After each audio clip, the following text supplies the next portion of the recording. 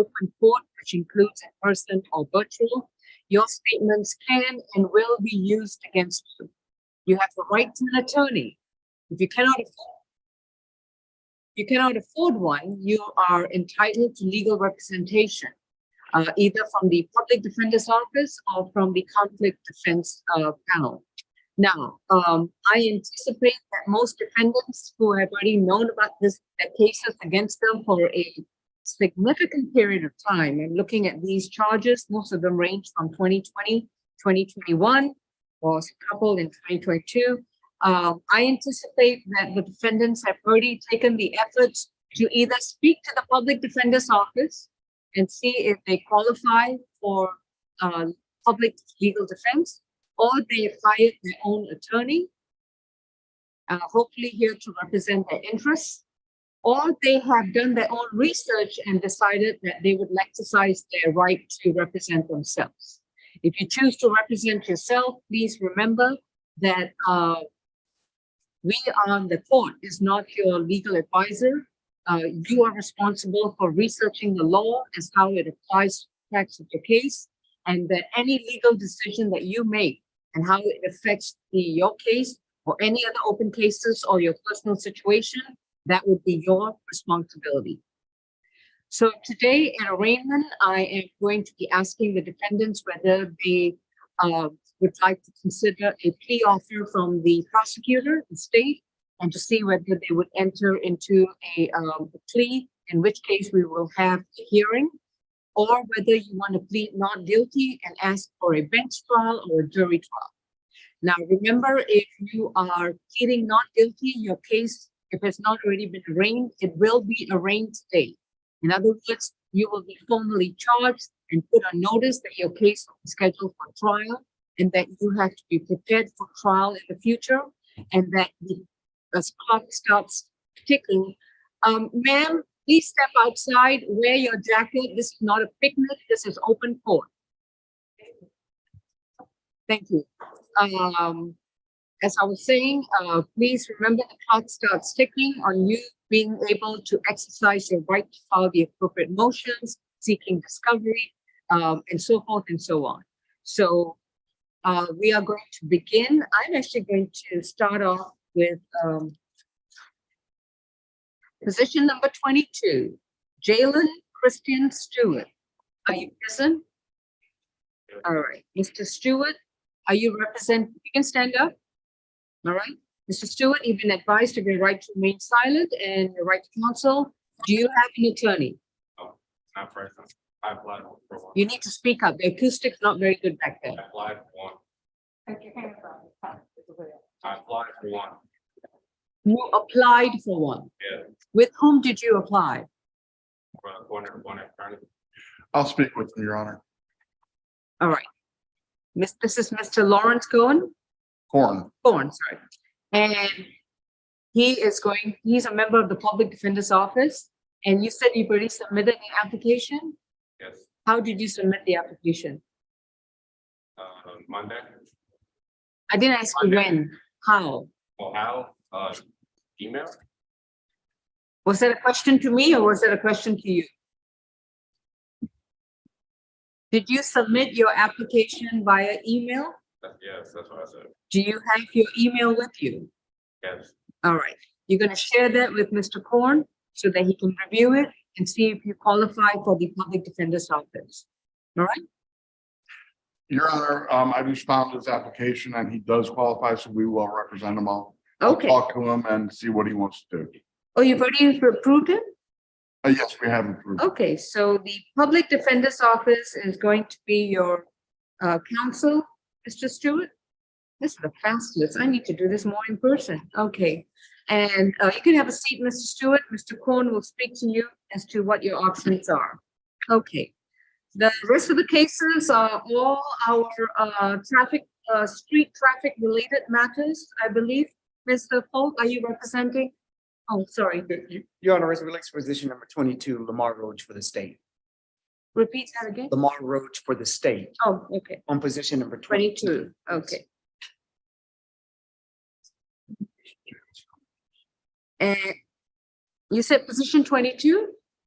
Yes, Oh. Jalen Stewart. Oh, yeah, that's the one that they're going to confer, and then if y'all can either do an offer or an arraignment, okay? Yes.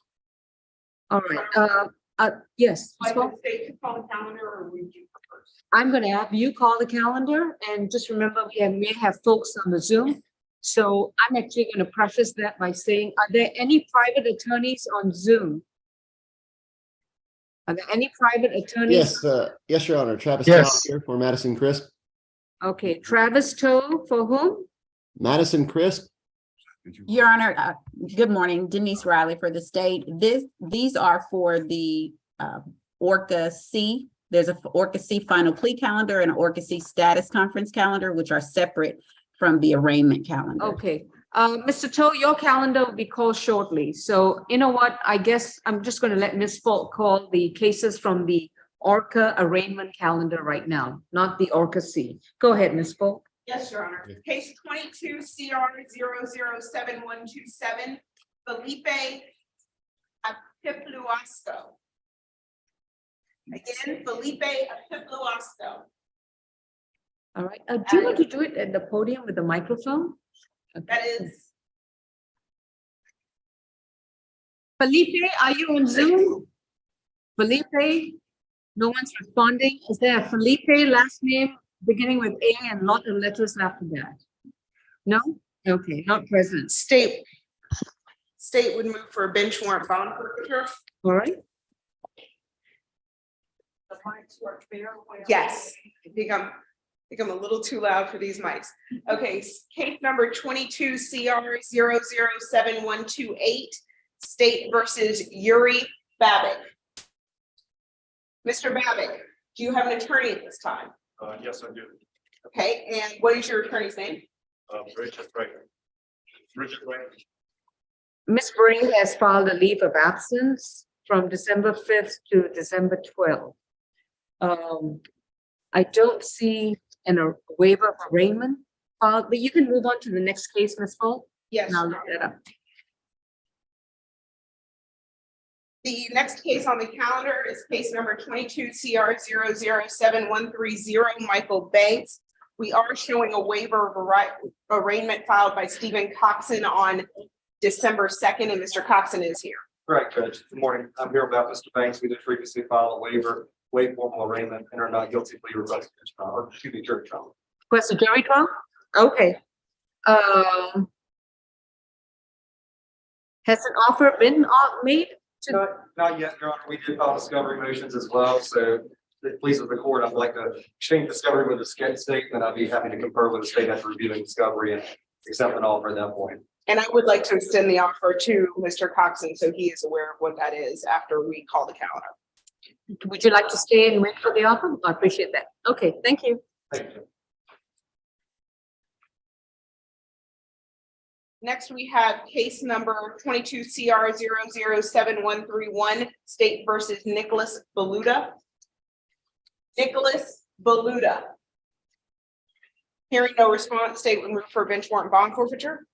Nicholas Baluta, are you here by Zoom?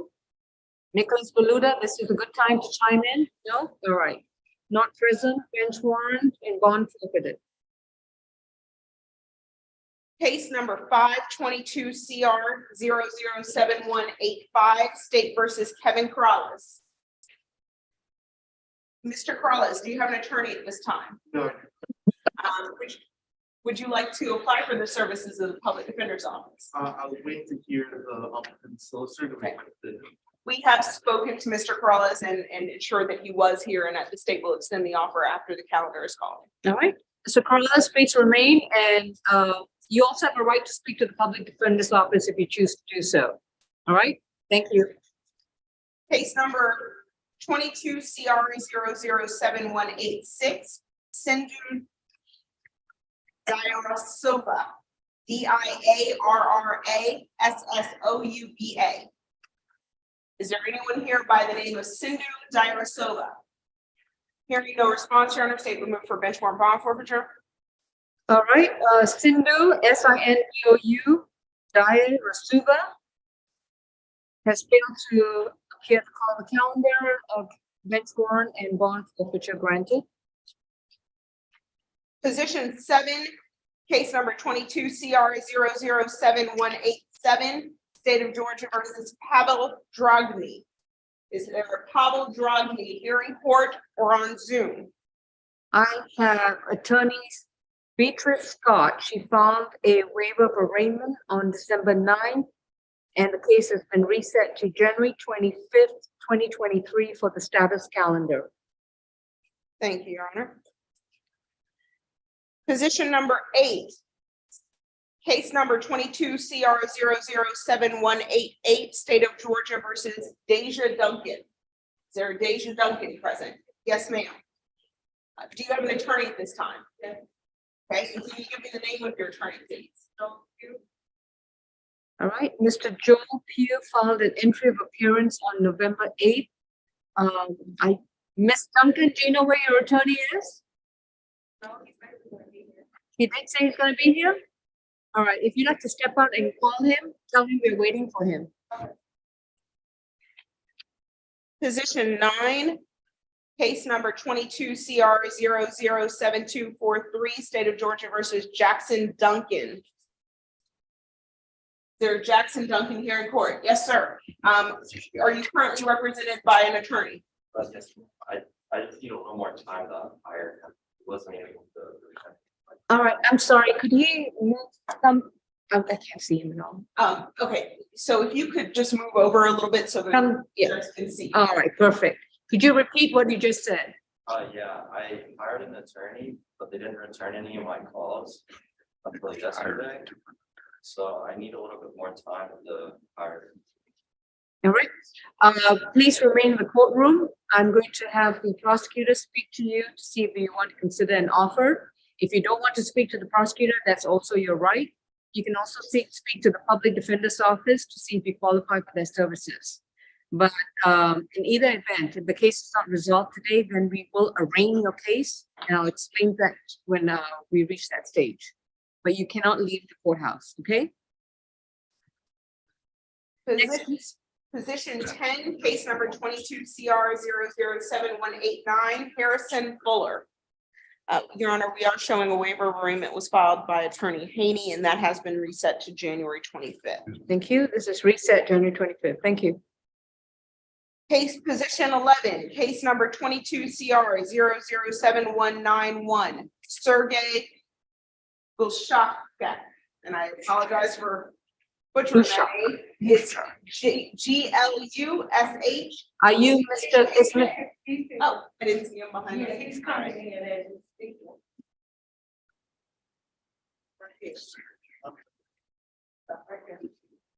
Are you Mr. Sergey Glusha? Yes. All right, Mr. Glusha, do you have an attorney? No, And do you plan to retain one? sorry, Do you plan to hire one? no. All right. What would you like to do in your case? I'm going to have you seated. You can speak to the prosecutor if you choose to do so. You can also speak to the public defender's office who's seated at this table if you want to do so. Right. But you'll need to make a decision before you leave the courtroom. Can you please have a seat for me, and I will communicate the offer after we get done with you. Position 12, case number 22 CR 007-192, State of Georgia versus Brian Harris. Mr. Harris is represented by attorney Kimberly Berry. Case is reset for status January 25th, 2023. Thank you, Your Honor. Position 13, case number 22 CR 007-218, State of Georgia versus Jalen Hines. Is there a Jalen Hines? At the back. Yes, sir. Do you currently have an attorney? Yes, but she, I just talked to her, she just said she wasn't going to be able to. I'm sorry, you need to speak up. I just talked to her and she just said that she didn't have me on the calendar for a day, so apparently she didn't make it. What is the name of your attorney? Christy Hornsby. Christy what? Hornsby. Christy Hornsby. All right, you need to get on the phone and tell her the judge expects her to be here. We have no entry of appearance by Ms. Hornsby, which means that she has not filed a document saying that she's representing you. Your name is Jalen Hines? Yeah. Yeah, she's not filed a document. We have no indication that she's your attorney, and she needs to be here. Tell her your case is going to be arraigned today. Did you know what I just said? Yeah. What are you going to tell your attorney? I didn't realize this be here. And, right, so you're gonna step, instead of sitting down, step outside and get on your phone. Position 14, 22 CR 007195, State of Georgia versus Jeremiah Jackson. Is there a Jeremiah Jackson here in court or on Zoom? Hearing no response, state would move for bench warrant bond forfeiture. Jeremiah Jackson? Bench warrant and bond forfeiture granted. Position 15, case number 22 CR 007197, State of Georgia versus Sharon Jackson. Is there a Sharon Jackson here in court or on Zoom? We're showing a note that said that her letter was returned on November 23rd, showing that she did not update her address with the court as required. State moves for a bench warrant bond forfeiture. Sharon Alfonso Jackson? Bench warrant and bond forfeiture granted. Position 16, case 22 CR 007205, State of Georgia versus Abdullah Jallo. Yes, this is Attorney James Key. I am representing him. He's also on the Zoom. Yes, there he is. He's got a blue scarf on. Okay, yes, Mr. Keen, have you spoken? This is Mr. Jallo. That is correct, Your All right. Mr. Keen, were you just retained? I bound this case over some time ago, but I just received documents from him for the Zoom link. So I went ahead and filed in my entry of appearance and everything. That was recently done, but I've been on the case since it was moved to Eastern. But I Okay, just became aware of the arraignment and Zoom link within like the last 48 hours. would you like to speak to the prosecutor with regards to a possible offer and to see how you'd like to proceed? Certainly. All right, you'll need to hold you and your client until Ms.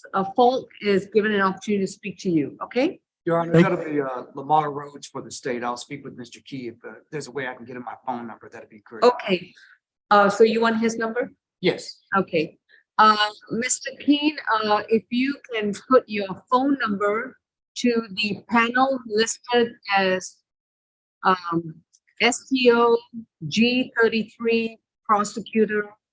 Well, it's not Okay. without G the- G33. Yeah, SCO G33 prosecutor. Okay, so Spelled do I just click on that? Yeah, you go in the chat Okay, I go in the chat. Okay. Okay. and then it's got participate, where it says everyone. You can Yes. click on the designation I just listed, or you can put your phone number to everyone.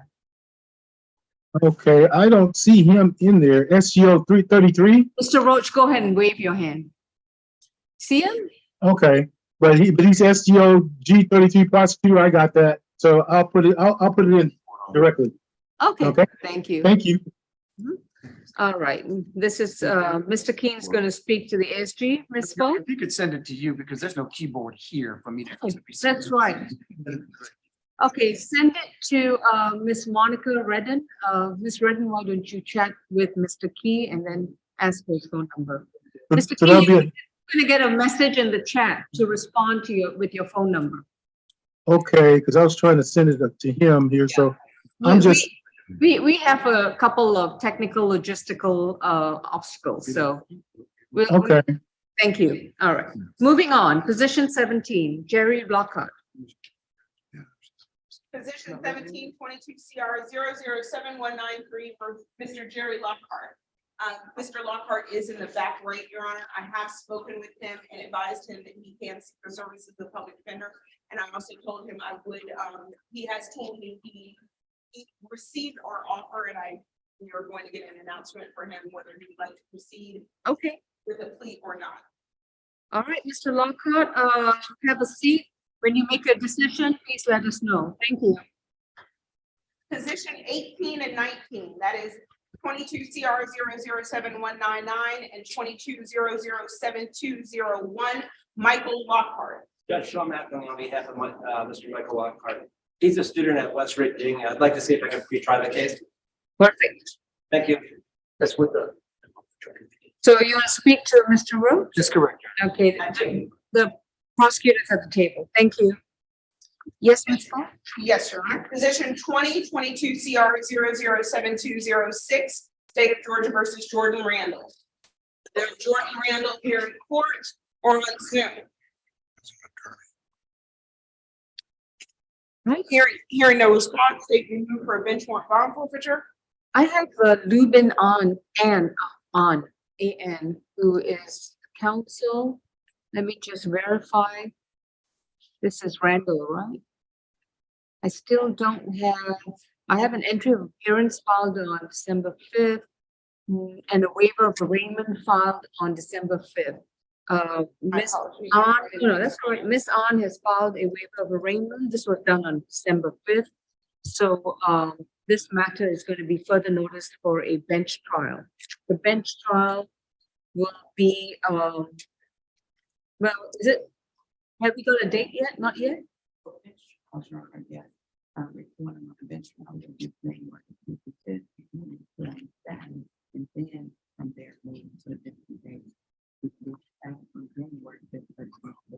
Let's just do status there, because, Is that January 5th or Yeah. 25th?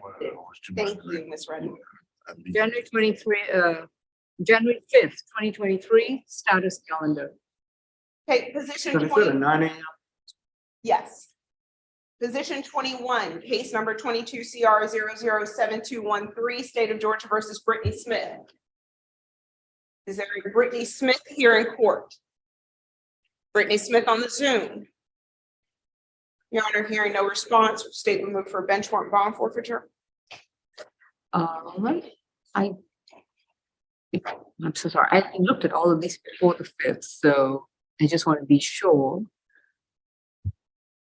Yeah, still the same. Yes, she's not present. Bench warrant and bond forfeiture granted. Thank you. Position 22, case number 22 007 We just called that. we have already addressed. Position 23, Miles Talley, case 22 CR 007-215. I'm showing a waiver of arraignment and it's reset for January 25th at 9 a.m. That's correct. Position 24, 22 007-216, Tyson Talley. I'm showing a reset on January 25th, waiver of arraignment filed by Attorney Watson. That's correct. Position number 25, 22 CR 007-222, Gregory Wassey. Is there a Gregory Wassey here in court or here on the Zoom? Gregory Wassey.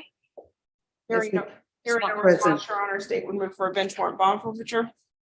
And someone filed a waiver of arraignment on yesterday. Attorney Henry Miller. What was that name, Judge? Henry. Henley, Henley. Oh, Henley. Miller. Henley Miller from Emerson, Georgia. And this was filed yesterday at 2:45 p.m. Okay, Your Honor, state we withdraw the request for a bench warrant and we would ask that this be set on January 25th at 9 a.m. All right? Oh, January 5th at 9 a.m. Yes. That is calendar.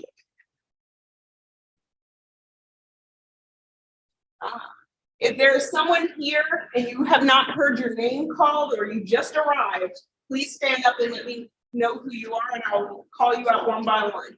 Yes, sir. Mr. Bowman? That might be from next calendar. That may, yeah, I don't think that is not on our calendar. You may have a seat, sir. Yes, sir. Say your last name again. Anderson. Next calendar. Next calendar. You can have a seat. Yes, ma'am. Okay. You are on the next calendar as well. If you could have a seat and remain here, your name will be called on another calendar. Yes, ma'am. Oh, for the next Same calendar. for you. You will be on our next calendar, which will be called shortly. If you have a seat for me. Mr. Raffles, go ahead. So I believe that concludes the state's arraignment counter. We can meet with those individuals who have requested to speak with our office while you're in the calls for the counters. Okay, thank you. Hello. All right, the two folks who were supposed to step outside and call their attorneys, who were they? Please stand up. What's your name, please? Duncan, was it? Yes. All right, what's the announcement on Attorney Pugh? Ripping? 15 minutes late? Okay, so we're gonna wait for Attorney Pugh. Excellent, thank you. I believe the other one was position 13, Jalen Hines. Calling for order. All right, and Mr. Hines, Chauncey, She's not going to make the station, so. she's got to make it. Ma'am? She's got to make it. Or she can appear via Zoom. No, my instruction to you was that she needs to be here. There was no option B. All right, Your Honor, may I make one final announcement? yes. If you are pro se and would like to discuss your case with the state, please step outside and we will come out and discuss your case with you and the recommendation on your case. And so if you're just coming in, please put your phones on off. Not on vibrate, turn them off. If you have to make a call, step outside. Okay, who's gonna call Orca C calendars? Was that Ms. Falk? No, Your Honor, Orca C is Ms. Riley. AG Riley. Yes, Your Honor. Okay, while the folks try to keep it to a dull roll, okay? Please, thank you. All right, while the Ms. Falk and Mr. Roach are addressing the cases from the Orca arraignment calendar, I'm going to be calling the Orca C calendar. This is cases in which they are scheduled for either a status conference to find out what's the status of the cases with regards to a possible resolution or to request for trial, as well as cases in which individuals have already agreed to accept a plea offer from the prosecutor, and we're going to have a final plea hearing today. So let me start with my Orca C final plea calendar. Simone Bowman, Simone Bowman. I'm right here to the phone. Come right. Your Honor, I believe that Mr. Bowman is there in the courtroom. I've spoken with his attorney, Miles Stephen Cowan. Although I'm not sure where Mr. Cowan is this morning, but I have received a certificate of completion for a theft prevention class, and I will be tendering a null pros in that case. All right. Mr. Bowman, the state is going to file a document, it's called null pros, basically saying it's a notice of intent to not prosecute. And they are satisfied with your certificate of completion of your condition for receiving the null pros. Yes, So ma'am. please let your attorney know that they will be filing such a document. Yes, ma'am. So what's the name of it again? I'm sorry. Null pros. No cross? You're right. Yes, ma'am. They're not going to prosecute the case. That's what it Okay, means. perfect then. Yes, ma'am. Thank you so much. All right. That's the English version. The Latin version is null pros. Okay, yes, ma'am. Thank you so much. And the happy version is you're done. Okay. Okay. Perfect. Thank you. Have a nice. You too. Thank you. Yeah. Okay. Mr. Bowman, did you talk to your attorney and let him know that he can contact the clerk's office to get a certified copy of the null pros? All right. Thank you. Lydia Pittman Powers. Good morning, Your Honor. I'm showing that a leave of absence was filed. Yes, Ms. Bolton has informed me that this case is going to be reset to January 13. You sure it was January 13? That's a Thursday? That's a Yes, Friday. Judge, that was the, I just talked Oh, to that's my right. That's a attorney. Friday 13th, okay? Okay, thank you. All right, Chastity or Chastity Bird? Yeah, this is Mike Raffoff. I represent Miss Bird. I believe she's in court. Miss Bird? Oh, there she is. Yeah, she's Okay. present. Please come forward, Miss Bird. Your Honor, there's mental health issues in this case. We have 2 subpoenas out. We have not received the records yet. We can either put this on another status calendar or just go ahead and put it on a trial calendar. Whichever. Okay. All right, Miss Riley, have you spoken to attorney, Mr. Rocco? Your Honor, this is my matter, Erica Marshall Story. Oh, Good okay, morning. yes, yeah, sorry. Yes, Miss Marshall Story? We have had conversation, Attorney Raffoff and I, regarding this matter. I think it's best suited on a status conference calendar if he is still trying to obtain records. Yes, Your Honor. I mean, that's been the whole issue in this case. The client and the family have not been able to provide us the documentation we need. And so we sent out some subpoenas, and I would hope shortly we would get responses. When you say that, okay, so from whom are you expecting the documents? Let's put it. Anchor Hospital, and Kaiser has been a provider for her medicine and her treatment in the Okay, past. so she's the patient at both these facilities? She has been, yes. All right, and we need the documents from them? Yes, And you said you sent them subpoenas? yes. Yes, we did send subpoenas out. All right. Miss Bird, do you hear your attorney?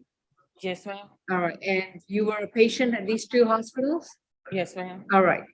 Your attorney needs your documents from those hospitals. And you and your family must go there and make sure that you sign the proper waivers so they can release those documents to your attorney. Do you understand? Yes, ma'am. All right.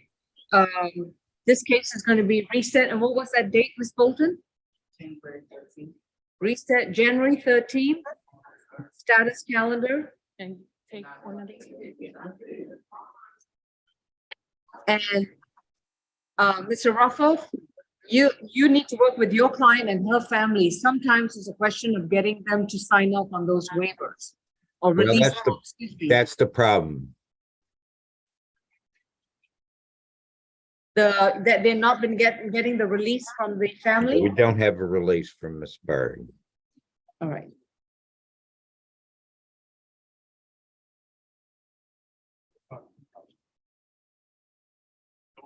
Was she waiting? I was looking for a pen. No, we've got a pen. We are writing it down for you. And your attorney has also got the date down. Ms. Bird, Yes, ma'am. I need you to pay attention. Right, thank you. Come back on that date, okay? Thank you. You don't have to worry about that. No, Ms. Bird, stand right there. One little thing.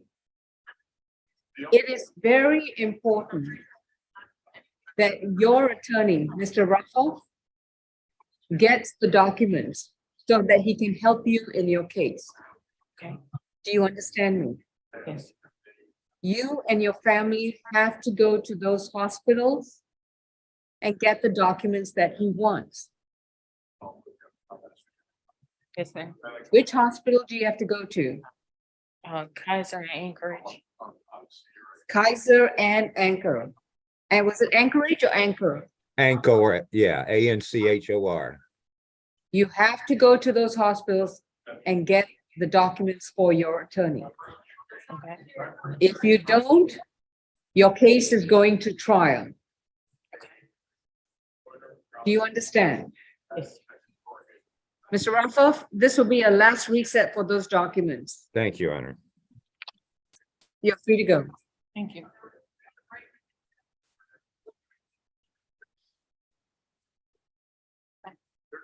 Sakirius Tillman. Sakirius Tillman. Do we have a Securious Tillman in the courtroom? Securious Tillman on Zoom. All right, who is the prosecutor in this case? Sarita Gutierrez, Your Honor. Mr. Tillman failed to appear on August 26th, and again, October 7th. The state would request a bench warrant. Granted, bond forfeiture granted. What was that second date? October 7th. October 7th, thank you. No waivers, no entries. Okay, yeah, all right. What was the original bond? Okay, a bench warrant will be issued. Bond will be set at $2,500 on each count. That's a $7,500 straight bond. Thank you. I'm sorry, can you repeat that, Your Honor? I'm sorry. A bench warrant will issue. That will be $2,500 surety bond on each count. That's a $7,500 surety bond. Thank you.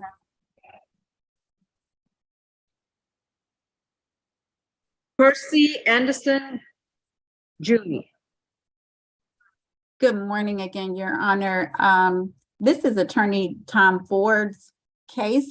He has come before the court via Zoom on 2 prior occasions for this case. However, he has yet to enter his entry of appearance.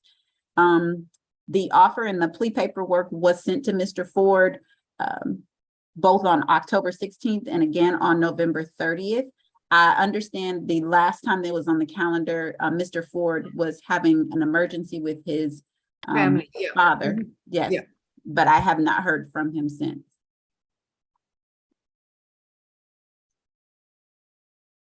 Mr. Anderson, Yes, ma'am. you have a right to remain silent about the facts of the case. Anything you say, your statements can and will be used against you. You have a right to an attorney, and we thought you were represented by Mr. Tom Ford. And I recall that last hearing because he appeared under unusual circumstances and we had to reset the case. Do you recall? Do you recall? Yes, ma'am. Yes, ma'am. Well, you are here today, apparently to take a plea. Well, I talked to Mr. Ford about 20 minutes ago. He said he'd be here in about. Bring your mic close to you and speak clearly. I talked to Mr. Ford about 20 minutes ago. He said he'd be here in 45 minutes. He'll be here in 45 minutes? Yes, ma'am. Okay. So now it is 9:44. We anticipate that he will make an appearance at 10:30 a.m. So you're going to be here until he shows up. Yes, ma'am. Has he sent you the documents to be reviewed? No, ma'am. Have you had any conversations with him since our last hearing? No, ma'am. Have a seat. Your Honor, Ms. Bolton does also have the plea paperwork. She was on the email if she would like to print it for Mr. Anderson to review while waiting for Mr. Ford. I don't see anything wrong with that. I'm doing it now. All right, thank you, Ms. Bolton. All right. That was our final plea calendar, and so far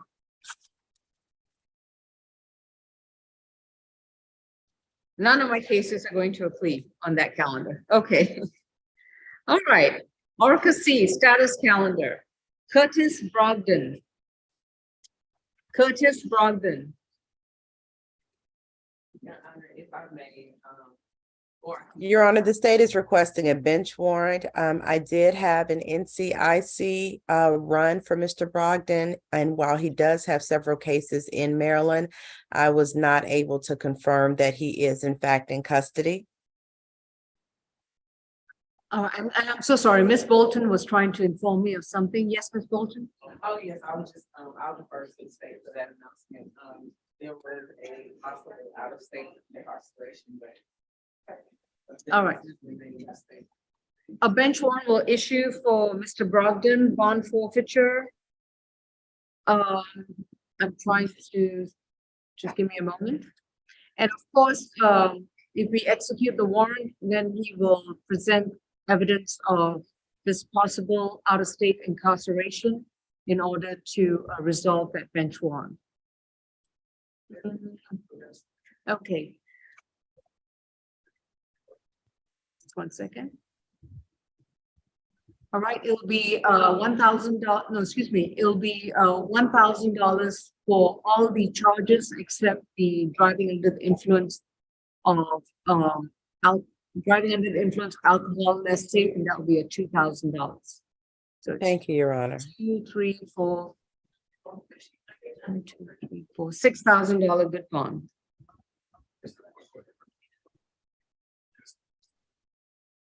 All right, Madison Chris. Here, Your Honor. Good morning, Your Honor. Travis Tao for Ms. Crisp. We just received full discovery yesterday, and I haven't had a chance to review it with Ms. Crisp yet, so I would request one last status calendar. Is that January 13th? January 13th will work. All right, this is a final reset to January 13th. 9 a.m. same Zoom. Yes, if you please hold, I'm so sorry, this thing just, I'm just trying to pull up your case. Okay.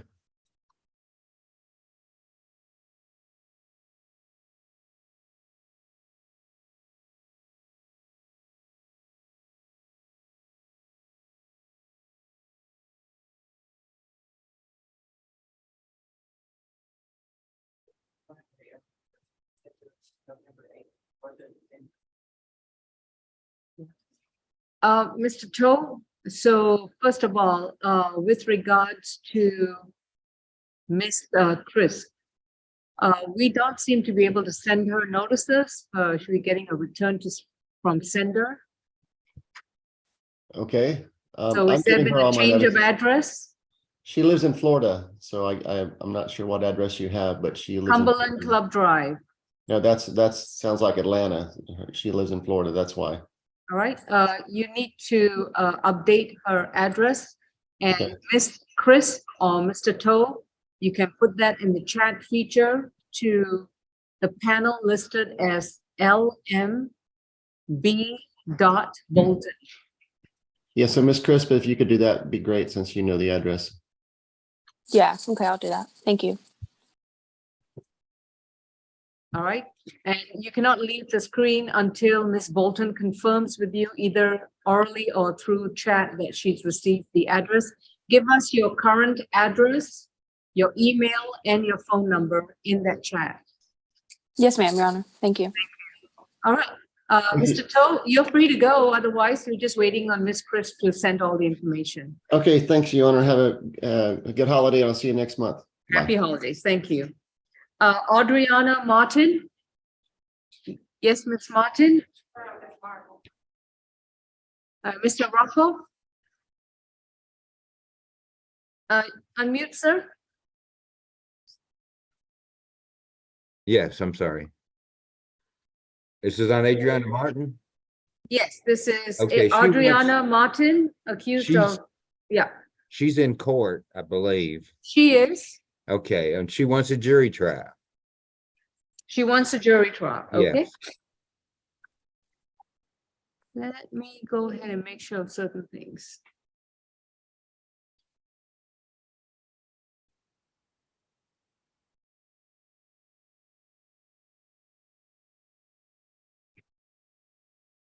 Okay, Mr. Roffoff, I'm going to arraign this case. And Ms. Marshall Story, Ms. Riley, Ms. Githia, Ms. Marshall Story, do This you? is my case, Your Honor. Githia, okay. Yes, ma'am. And Ms. Githia, has an offer been previously made to Ms. Martin?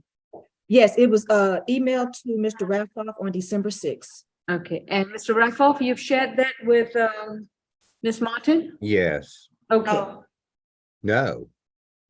What was the offer? Well, put it on the record then. all right. Ms. Githia, if you don't mind, what is the state's offer for the two charges of simple battery and battery? For both counts, Your Honor, it would be 12 months probation, 4 anger management classes, 40 hours of community service, and an alcohol drug evaluation and treatment.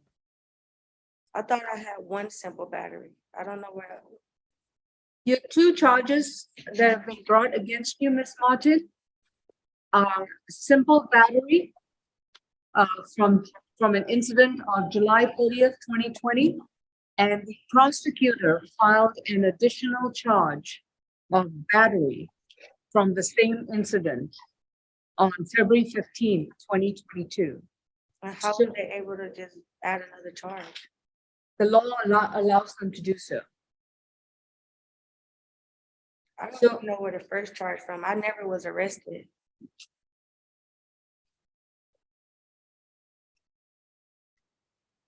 Never was incarcerated, never had a citation. Yeah, she may be correct on that. She was not arrested on the second charge, but or on the first. So, and Mr. Ruffoff, you're absolutely correct. No warrant was issued for the accusation for battery.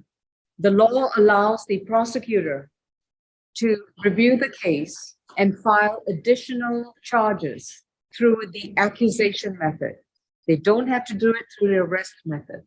Now, I'm assuming that since you've been retained, Mr. Ruffoff, that you've had both the copies of the original accusation and the amended accusation.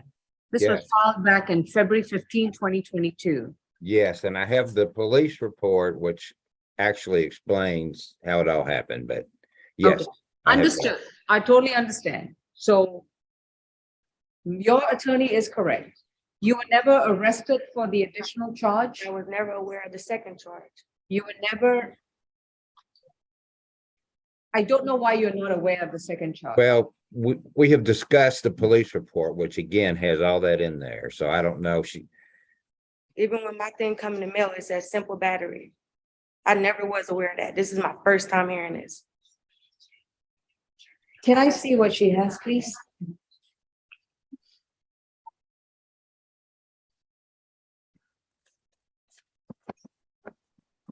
Thank you.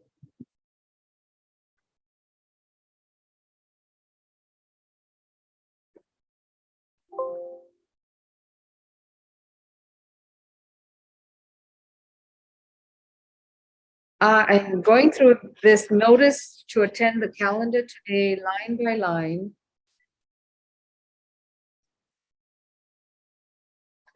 And Ms. Martin, this doesn't list the charges. It just lists the style of the case and the case. I have a paper that did list the charge. And Do you it have the was one date on that charge. paper? No, but I could bring it next time I come. I could send it to my lawyer. Here we go. Thank you. It really doesn't matter at this point. These are the two charges. All right.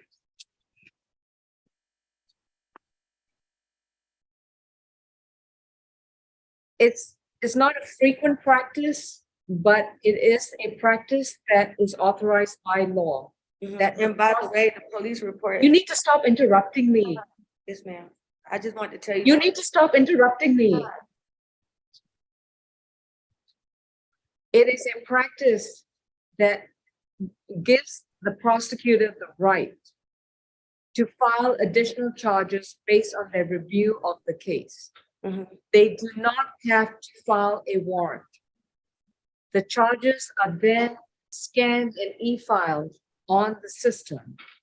And under the law, any party who is named in this case has a right to retrieve that information. Okay? May I say one thing? Now you may. Your Honor, let me interrupt her. I don't want her talking. If she wants to. I agree. If she wants to come by and talk to me, I'm in my office right now. She can come. Okay. I'm at 100 Peachtree on the 1738. Yes, sir. She I'm wants on the to come. way. I just want to Okay. say one thing. But no, she should not.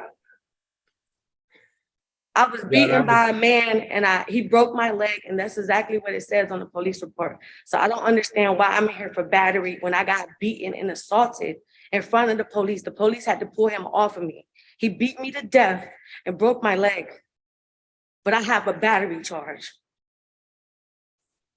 Ms. Martin, I don't understand in terms of why the prosecutor would issue an amended accusation, because I am not privy to all the facts that the prosecutor has. All I'm telling you are that these are the charges that have been brought against you, and you have an attorney, Mr. Rafa, who is more than willing to speak with you and go over the issues and explain to you. You want to stand there all angry and indignant, all right? You and I got off on a bad start when you walked in like you were coming to a picnic, all right? So I'm trying to reset this moment and try to let you know, number one, you have a right to remain silent about the facts of the case. Anything you choose to say, your statements can and will be used against you. And if you keep talking about your case, not only are you making it difficult for yourself, but you're making it difficult for your attorney to defend you. So you need to put aside the anger and put aside your indignation and understand that currently you are not arrested, you're not in jail, and you have an attorney who's willing to help you out. So please take that to heart. If you don't understand, you have an attorney. We have people in this courtroom who've not even bothered to talk to an attorney. You have one. Talk to that man. He's there willing to help you out.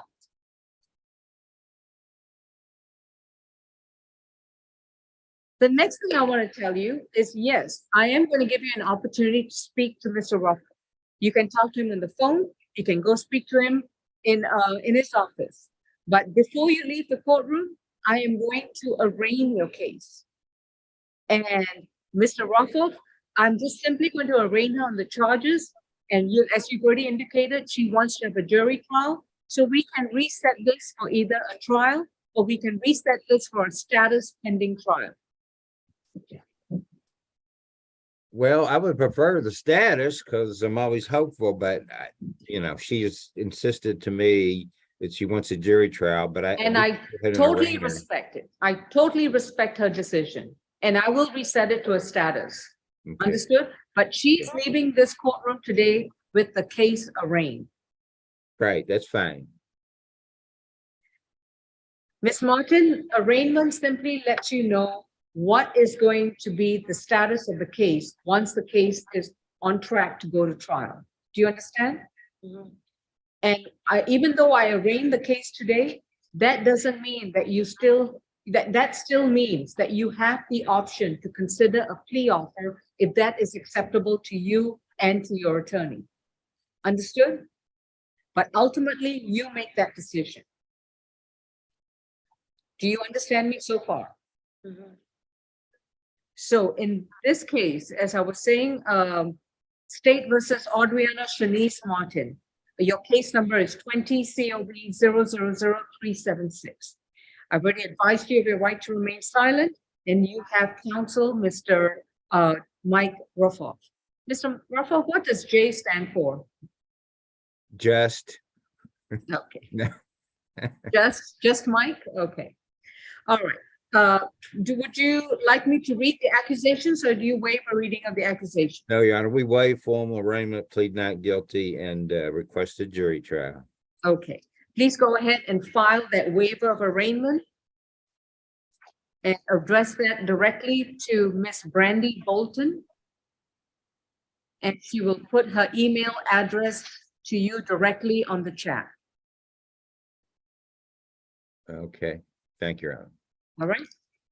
And you've taken note of the plea offer for both the charges, correct? Yes. All right. I think I already had it. That's fine. Nothing wrong in going over it again. Do you know your attorney's address? Mr. Ruffles, repeat your address again.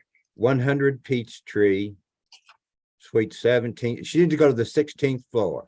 When she comes, she goes to the 16th floor. Do you know where it is? I'll give it to her. It's the Equitable Building, the old Equitable Building.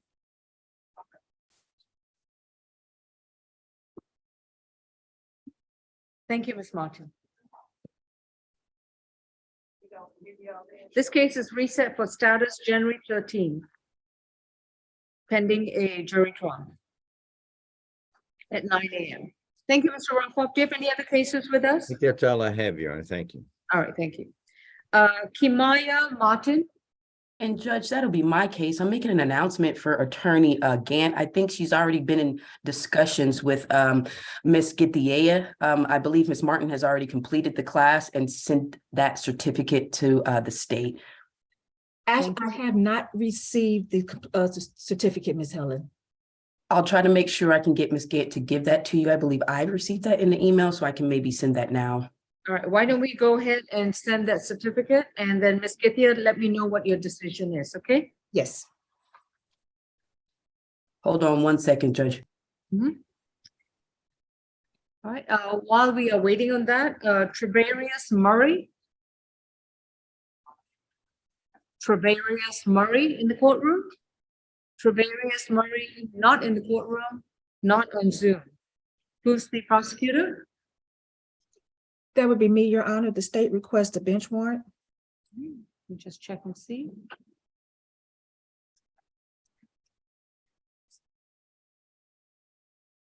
I have a failure to appear on 8/26. I have a failure to appear on 10/7. This case was reset to, was he supposed to finish community service hours? Yeah, looks like it. Yes, Your Honor. He was supposed to complete 40 hours of community service. And he has not responded. We have not received any documentation. All right, a bench warrant will issue, and any bond issued, right, that will be a $1,500, so that's going to be a $3,000 surety bond. Oh,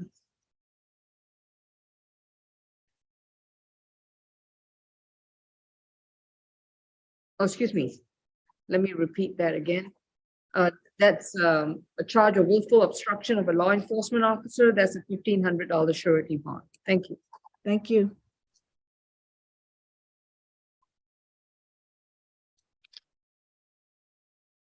And LaMonica Simmons. LaMonica Simmons. I apologize, Judge. Didn't want to interrupt you. Ms. Githea, that email looks like it was sent yesterday. If you could check your emails to see if that certificate is present. LaMonica Simmons. All right, who's the prosecutor for that case? That is my case, Your Honor. She failed to appear on September 23rd, and a bench warrant at that time was granted. Looks like it was not signed, so the state would request a bench warrant.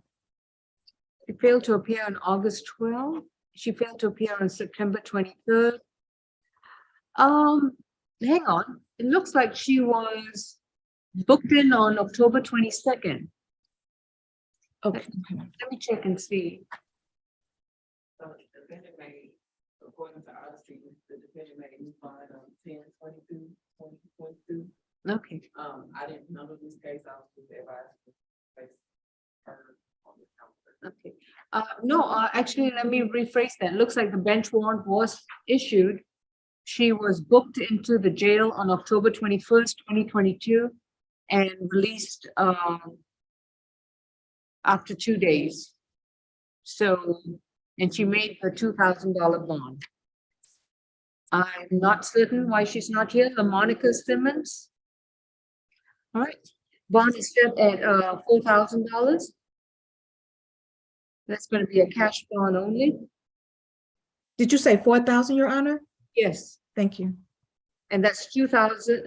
Well, it's going to be 2,000 on the theft by deception and 1,000 each on the forgery charges. So that's a total of 4,000 cash bond only.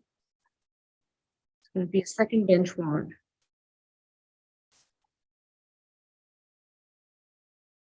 Okay. Yeah, Honor, if I may, I have an announcement for Madison Chris. I do have her current information not entered. Okay. Ms. Chris, you are. Yes, if- ma'am. yeah, we've received your information, we've updated it, and Please keep in touch with your attorney and you know your next court date, right? January 13th, 2023 at 9 a.m. Yes, Your Honor. All right, good luck. Thank you. Thank you. Bye-bye. And And Your Honor, Go ahead. with regards to position number 4, Kamaya Martin, I have received the certificate and I will be submitting a null process. All right. All right, Miss Helen, if you let Miss Camilla Martin know that her case is been closed by null pros. Understood, Judge. Thank you. I believe that is all of my business today. May I be excused? Yes, you may. Thank you very much. Thank you, Judge.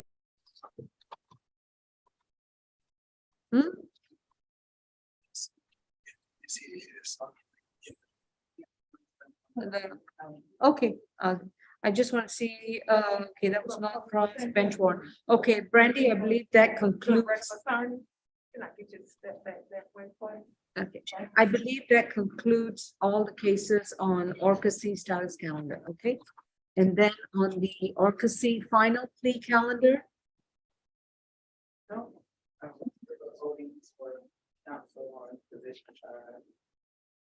Was that Mr. Ford? Yes, Your Honor. Oh, that was you. I'm so sorry. So please walk it. Sorry, come out the left, Your Honor. All right. What are we doing on Percy Anderson? We just gave him the plea documents. How are you, sir? May I walk that way or this way? Just follow Deputy Marshal. What the court allowed to do in this precious hallowed ground, Your Honor. Is this okay right here? How's your family? Everyone. Hottest thing ever, but we don't have dementia. Okay. Dehydrated, taking muscle relaxers at 78, presents as dementia. Okay. We're all back, put together, Humpty Dumpty's put back together again. Thank you. I'm glad to hear that. Okay. So Mr. Percy Anderson was here and we gave him the paperwork. Thank you so much. I'm happy to talk with counsel of the state and see if we can get it knocked out today, Your Honor. All right, appreciate that. Yes, sir. Thank you. Looking dapper as ever. Thank you, Your Honor. May I? Yes, sir. Thank you. Judge, may I make a quick announcement, Judge? Freaking tell them they're doing courtroom. Remember, he bears the name of a famous person. Oh, that's Michael, right? True to form. Okay. So that's the only plea that we are holding on, right? For Orca C? Okay, so. There's a potential plea for Attorney Key and Abdullah Jallo. I'm waiting for my call still. Okay. And that was from the Orca arraignment calendar. Am I correct? Yeah, the very first one, yes. Okay. I sent my phone number in as you indicated. I'm still waiting for a call. Who's your client? Abdullah Jallo. Oh, okay, sorry.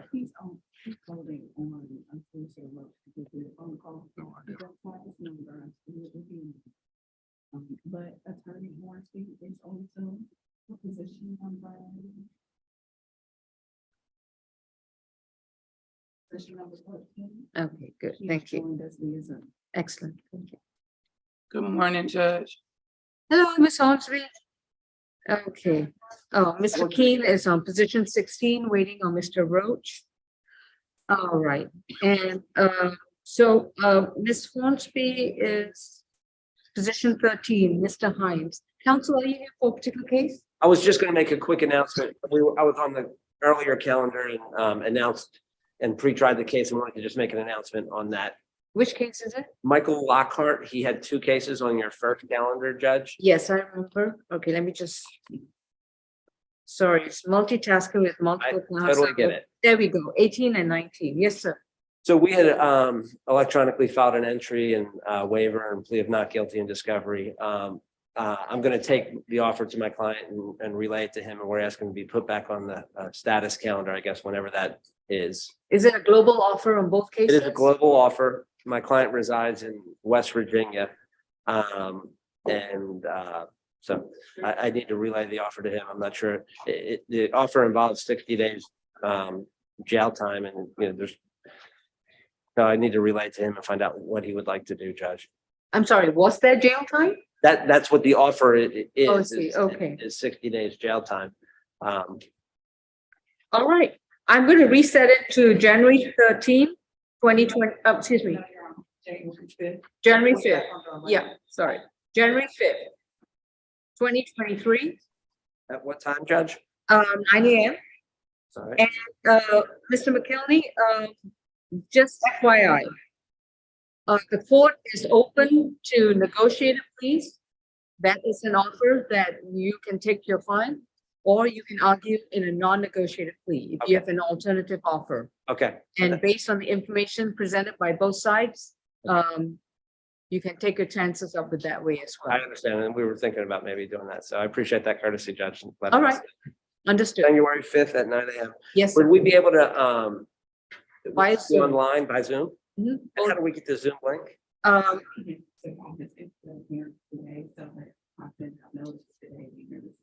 So I filed my entry electronically, 2 days ago. Yeah. Yeah, anything that was filed in the last few days, I'm sorry, we've all been busy with trials. I totally get it. So if you would like me a card. then Okay. I can ensure- That would be a home run. So I appreciate the courtesy. So you would just email us a Zoom link, right? Yeah. I appreciate the courtesy. May I be excused, Judge? Yes, sir. Have Thank a you. good one. Thank you. So position 18 and 19 are reset status January 5th for possible plea.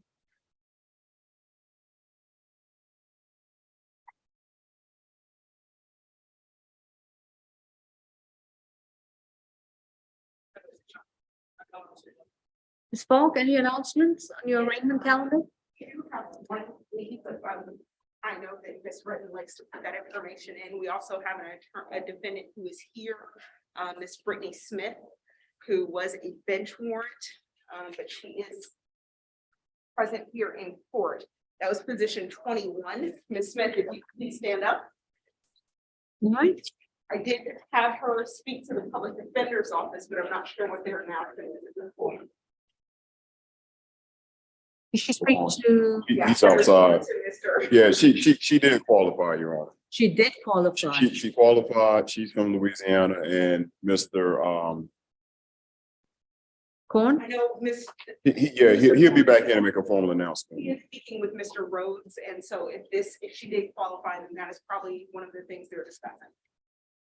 All right, have a seat, Ms. Smith, and as soon as Mr. Corn is available, we'll address your case. And the state withdraws the bench warrant on that case, Your Honor. All right. He is here present for it. Understood. The remaining defendants, Your Honor, are currently being signed up.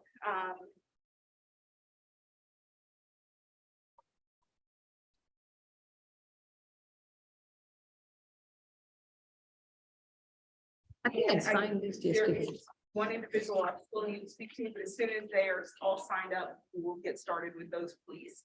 And I don't know if Mr. Corrales had a chance to speak with a public defender. Oh, yes. Okay, Mr. Do you know, qualified for the public defender's I office? did not.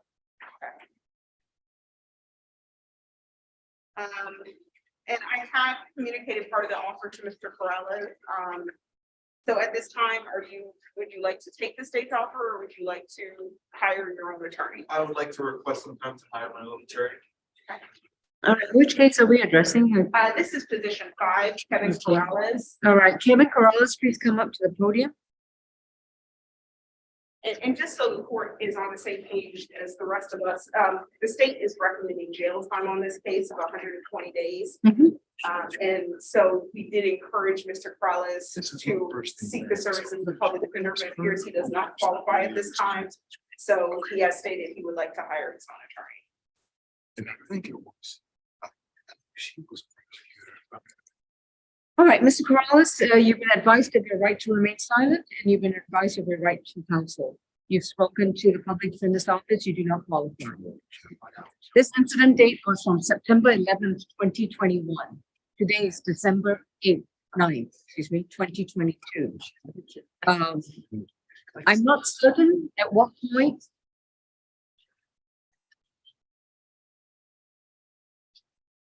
the accusation was filed on October 24th, 2022. When the accusation was filed, I'm not certain at what point you determined that you needed additional time to get a counsel. But today's calendar is what we call an arraignment. In other words, you either speak to the prosecutor to see if the alpha is acceptable, or we will arraign your case. In other words, we'll start putting it on the track for trial. You have 10 days from today to hire an attorney, make sure the attorney files his or her entry of appearance, and files all the necessary demands that they would like to make. Do you understand? Yes. So now time is of the essence. You don't have luxury of time to hire an attorney.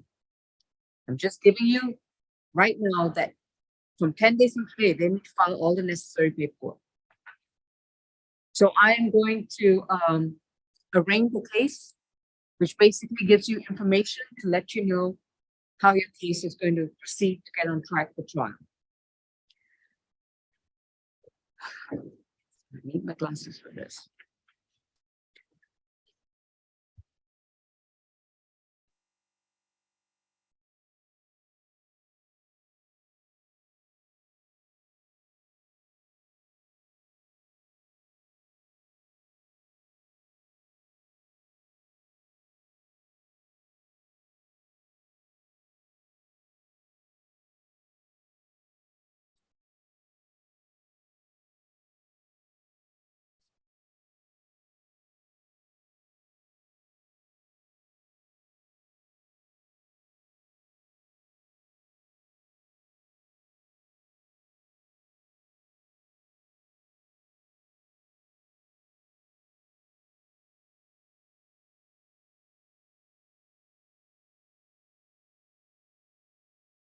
So you've been aware of these charges since September 13, 2021? When I spoke in Johns Creek, they told me they would give me a letter with my court date. No. I didn't ask you that. I just asked you that you've been aware of these charges since September of 2021. More or less. So you've had ample time to retain counsel. Not necessarily. I thought I could show up to Johns Creek and accept the plea deal there. They did not give me any type of plea deal. And then they said they'd send this case up to Fulton County, and I was never given a court date up until recently. You were before Judge Schaefer in Municipal Court of Johns Creek in December 21st, 2021. That is correct. So And you've known since then that you should hire an attorney. not necessarily. I wasn't given a court date, so I didn't even know what was happening with my case. I didn't understand exactly what was going on. Don't act dumb with me. That doesn't get you any brownie points. You have an open criminal case against you that's not been dismissed. You've already been advised of your rights. I know Judge Schaefer. That's the first thing he would do, is advise every defendant of their rights.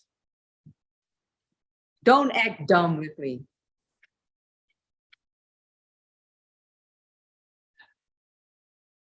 Yes, sir. Good morning, y'all. My name Good is morning. Frank Gaither. I'm new to the Public Defender's Office. Welcome. Back in the office, I've been practicing for a while. You certainly have, Mr. Gaither. May I make a suggestion? We did speak with the defendant here. He did not qualify, but I see Mr. Ford is in court, so I would make a recommendation if he could speak with Mr. Ford to help. No, I'm just arraigning his case, and he's more than welcome to speak, Mr. Ford. No problem at all. No, but no, sir, I understand you, but trust me, I've dealt with enough of these cases to know when I should make these comments and when I shouldn't. Understood.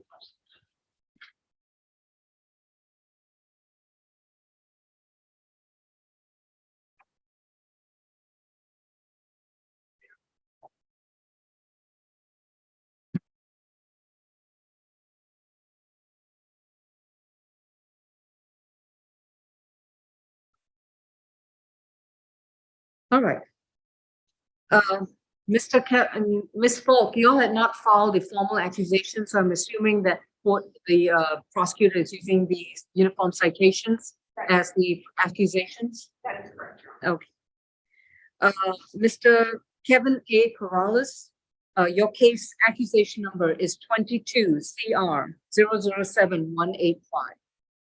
As I've indicated, you have a right to remain silent about the facts of the case. Anything you say about the facts giving rise to these charges, your statements can and will be used against you. You have a right to an attorney. As you do not qualify for the public defender's office, you have a right to retain your own counsel, or you can choose to represent yourself. Keeping in mind that in choosing to represent yourself, that you're responsible for all legal decisions as how it impacts your personal situation and how it impacts your case. You are presently been accused pursuant to the uniform traffic citations that was issued by the City of Johns Creek Police Department, and they were issued 4 separate citations against you. The charges that were brought against you are misdemeanor, criminal misdemeanor offenses. They are obstructing an intersection, reckless driving, aggressive driving, and driving in circular or zigzag course, otherwise known as lane drag. These citations, hence the accusations, allege that the offenses occurred on September 11, 2021, allegedly in Fulton County, Georgia. These are the 4 misdemeanor offenses that have been brought against you, to which, if you decide to enter a plea of not guilty, the case will be scheduled for trial. At the time of the trial, you will have the right to be represented by counsel, either one that you retain or one where you can choose to represent yourself. Again, also at the time of trial, you are legally presumed innocent of the charges, and the prosecution has the complete burden to prove the charges against you beyond a reasonable doubt. This can be done in front of a judge through a bench trial, or this can be done in front of a jury through the jury trial process. In any event, the state has the complete burden. And if the state manages to carry that burden of proof and prevails, you could be convicted of one or more of these 4 misdemeanor charges. If you are so convicted, you face a penalty of up to 1 year in prison and or up to $1,000 fine for each convicted offense. These sentences, if you are convicted of multiple offenses, could be served at the same time, that is concurrently, or they could be served consecutively. In other words, you could be serving prison up to 4 years. Now, given this information, how do you plead to the 4 misdemeanor charges brought against you? Not guilty. All right. I have already given you the information with regards to the necessity to retain counsel so that all documents shall be filed within 10 days if you intend to preserve your rights and your defenses during the course of this prosecution. Your case is going to be rescheduled for January 5th, 2023 at 9 a.m. to appear via Zoom or in person. If you or your attorney fails to appear, a bench warrant will be issued for your arrest.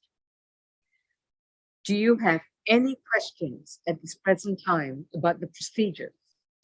No. All right. Do you have any questions about what you are not aware of or that you don't understand necessarily? No, I have full understanding. Good. We'll see you on the 5th. Thank you. And Your Honor, I need to provide Mr. Carlos with his discovery packet so that he can provide that to his attorney once he receives it. All right, thank you. Yeah, I need a case management order also for position part. Just 2 minutes, Mr. Ford. Okay, thank you. I had an attorney, Ms. Hornsby. I'm so sorry. Yes, Judge, no problem. I did greet you about 45 minutes ago, so I do apologize. All right, your client, Mr. Hines, is here. Jalen Zachary Hines. We have Ms. Folk, who is the attorney representing the Solicitor General's office. Have you had an opportunity to review the plea offer? I received, well, I just entered my appearance today. I entered my appearance, filed a waiver of arraignment and also filed for discovery. I've seen the paperwork that Mr. Hines has that discusses a plea offer, but I mean, the case has just started, so I don't have discovery. All right. Okay. I'm going to, so if you need time to discuss with him, if you need additional time, I can reset it to January 5th, where both you and he need to appear. Okay. With regards to whether you want to accept the plea offer or whether you still want to proceed to trial. Okay, Judge. I'm sorry, my voice is a little hoarse.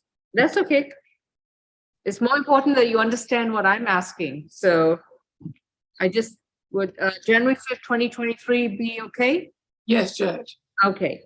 And Mr. Hines? There, all right. Your attorney has filed what we call a waiver of arraignment and a demand for trial, but you've not had an opportunity to discuss with her the possible plea offer. So I'm going to reset the case to January 5th of next year, and at which time you would have to appear with your attorney. And if your attorney still believes that you and she, that the plea offer is not acceptable, then Ms. Hornsby, only you need to appear, or you need to let Ms. Falk know that you are not, your client is not taking the plea and that you want to move forward with the trial. At which time then you can either demand a bench trial or a jury trial. Just to let you know, the dates for a bench trial are more of a sure thing than the jury trial. Yes, Judge. All right. Okay. Judge, that's all I have. May I be excused? Yes, Ms. Hornsby, and take care of your voice. Thank you. Mr. Thank Hines? you and have a happy holiday. You too. Please speak to your attorney.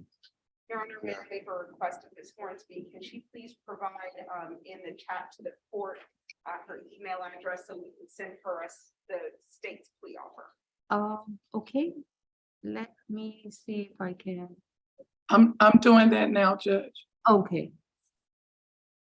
Okay, I don't see it on your Miss Battle. Miss Hornsby, do I address you as Miss Battle now? It doesn't matter. Hornsby is my middle name now. Okay.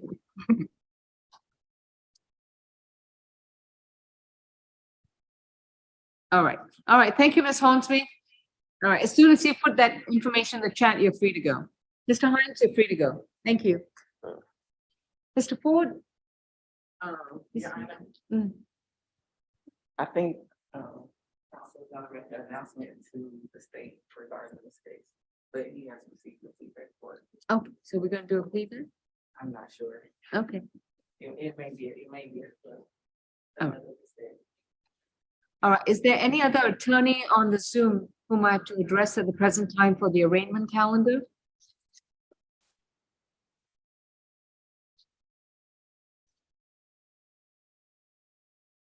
You said you need carefully in position at the file. Yeah.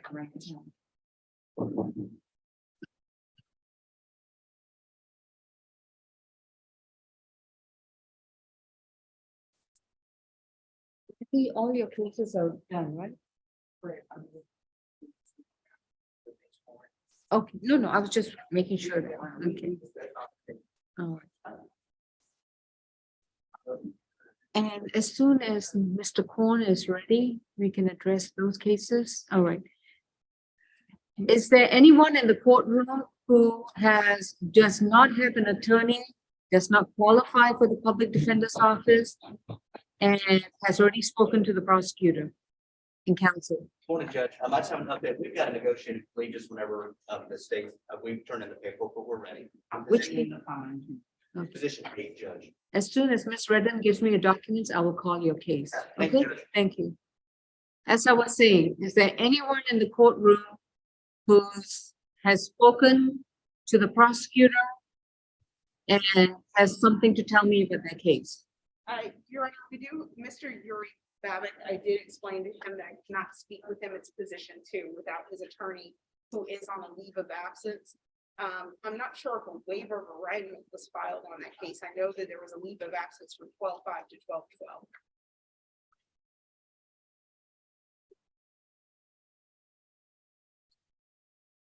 12/12.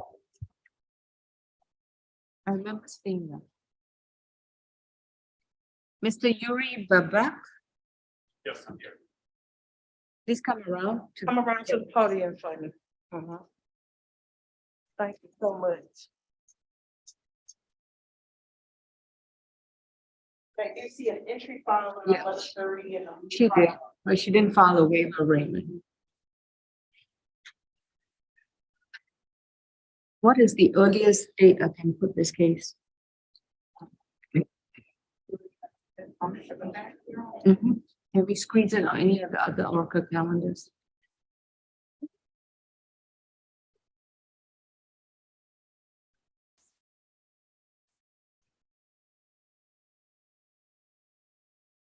On the 16th?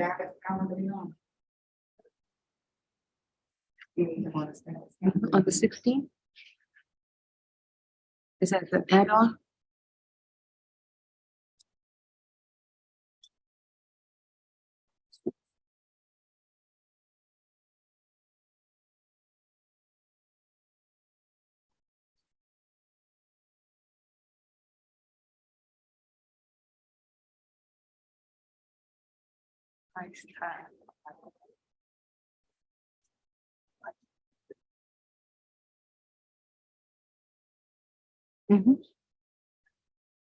Mr. Babbitt, your attorney has filed an appearance and she's also filed what we call a leave of absence.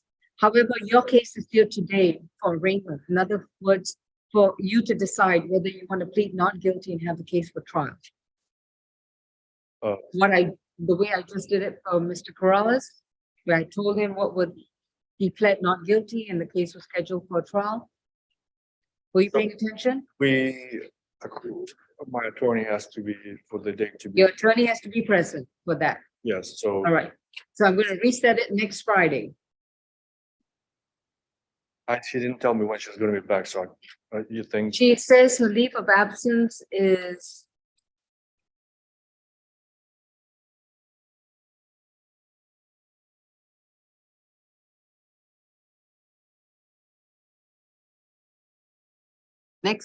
her leave of, she's out of state from December 5th until December 12th. So I'd rather, sorry. I'd rather have her. Definitely. Yeah, So she's back in state on December 13th. Let her know that next Friday, on the 16th, she can appear via Zoom. And then we can address your case with you. You can also appear via Zoom. thank you very much. Understood. All right. And let her know that the only thing we have from her is an entry of appearance and the leave of absence. So she needs to be present to address the court about your case. These are very, very serious cases. The prosecution is taking these cases very seriously. They are requesting jail time. So I need your attorneys to be present so that we can address these cases and see where we move forward. Understood. All right? Yes. Thank you for being here. You need to let your attorney know next Friday at 9 a.m. via Zoom. Okay. Will I get any additional letters or with the link? Oh, Well, I am providing you with a letter from our office communicating the offer and the deadline to accept the offer and the certificate of discovery as well as your discovery packet. Please make sure to give that to your attorney.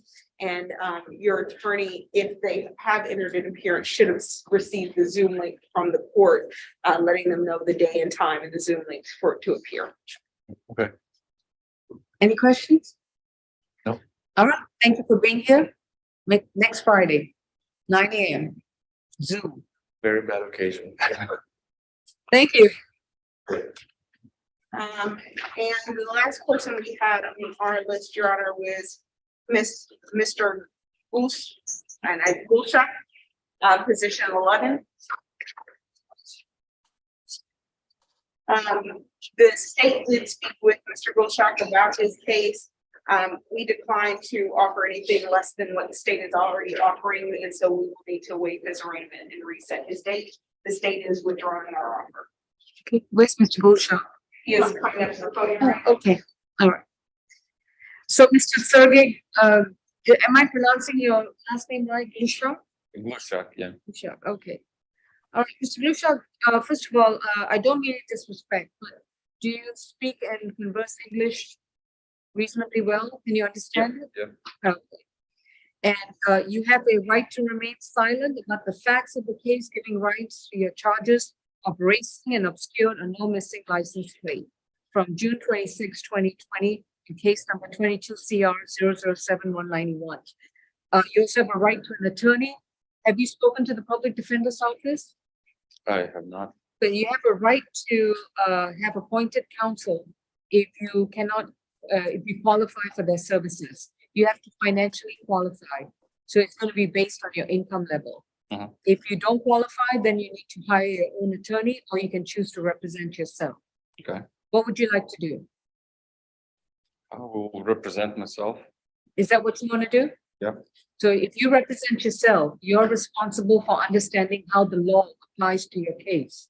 Any legal decision you make, that will be entirely your responsibility. I cannot give you any legal advice. Okay. All right. So the state has made an offer, and what is your response? I'm not guilty with this. That's my plea on the case, and I think I'm going to do I want to go jury trial, whatever the case is. I want to just explain myself, basically what happened. That's perfectly fine. And just to put this on the record, Your Honor, the state's offer was 12 months probation, $1,000 fine. That offer is now withdrawn. The state is providing Mr. Woolshock with his discovery paperwork so that he can be prepared to represent himself.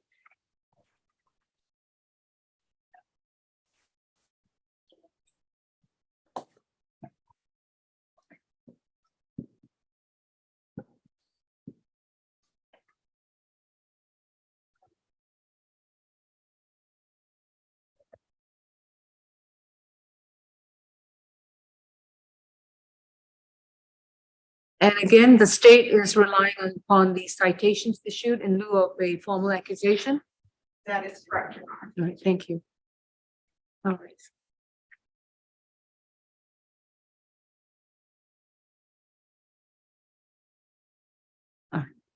So, Mr. Glushok, I'm going to arraign your case. Basically, you're going to enter a plea of not guilty, and I'll explain to you what happens next, all right? So, do you want me to read the citations, accusations that were being filed against you, or do you waive the reading? In other words, dispense with the reading?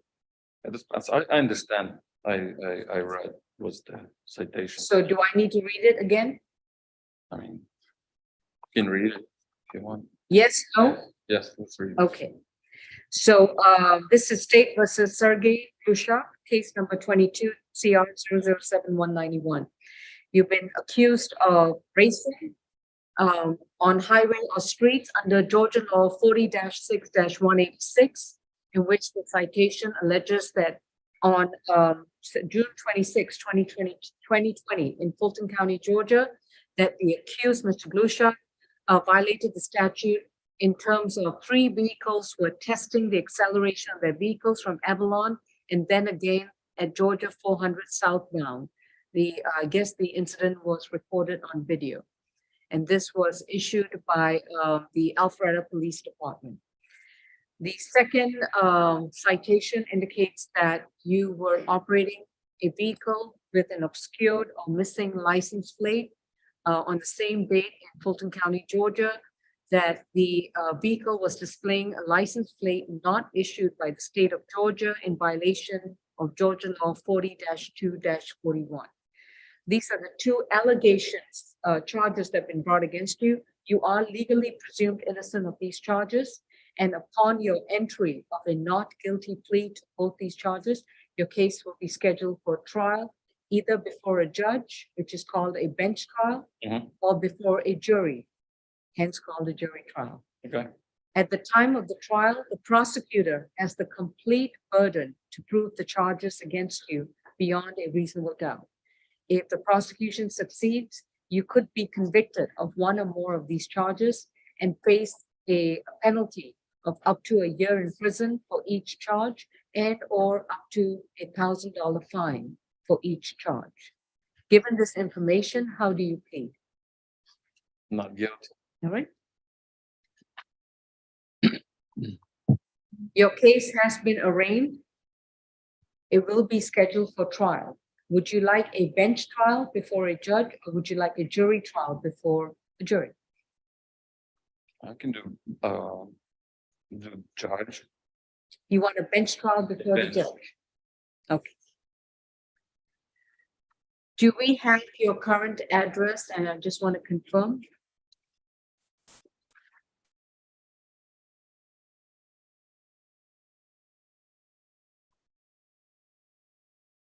We have a Ashwood Circle in Lawrenceville. Is that your correct address? Yeah. All right. And may we have your email? It's my name and last name. SERGEY GLUSCH. Oh, sorry. AK SHCHAK 849 849@gmail.com. That's correct. All right. I'm going to issue a case management order which sets forth the time frame before the case goes to trial. If you decide to hire an attorney, your attorney has 10 days from today to file his or her entry of appearance, as well as all necessary documents in order to preserve your rights, as well as any other options you want to preserve. Okay. All right? All right. Okay. Do you have any questions about the procedures? I've outlined them. No. All right, you're free to go then. Thank you. Oh, excuse me, you need to sign this. Can you get that date again? Repeat? The date again, the reset date, please. I don't have a reset date. This case is going to be scheduled for a bench trial, on one of the Orca bench trial calendars at 1:30. Oh, okay, I didn't see this. Sorry about that. What's the date again? Oh, no, they just waiting. Yes, okay. They were just waiting for you guys to make a. Oh. Time to submit the story. Mr. Glusha, I do have a bench trial date. It's January 25th. 25th. Yes. January 25th at 1:30 PM. And this is in person, so you won't be able to do it by Zoom. So you make sure you have your attorney, all your witnesses, and all your evidence already come to court. And Oh, yeah, sure. and Ms. Falk, the state's on notice that they need to subpoena the necessary witnesses to be prepared for a bench trial, January 25th at 1:30 PM. 1:30. Thank you, Your Honor. We good? Yep. All right. That's all. Did Mr. Ford walk in or walk out? Yes, Your Honor. All right. Morning. Oh. Very soon, very soon. Yes, Mr. Ford? I'm gonna continue to, we're pleading not guilty today. I'm gonna talk with the state until we get it worked out respectfully. What's the issue?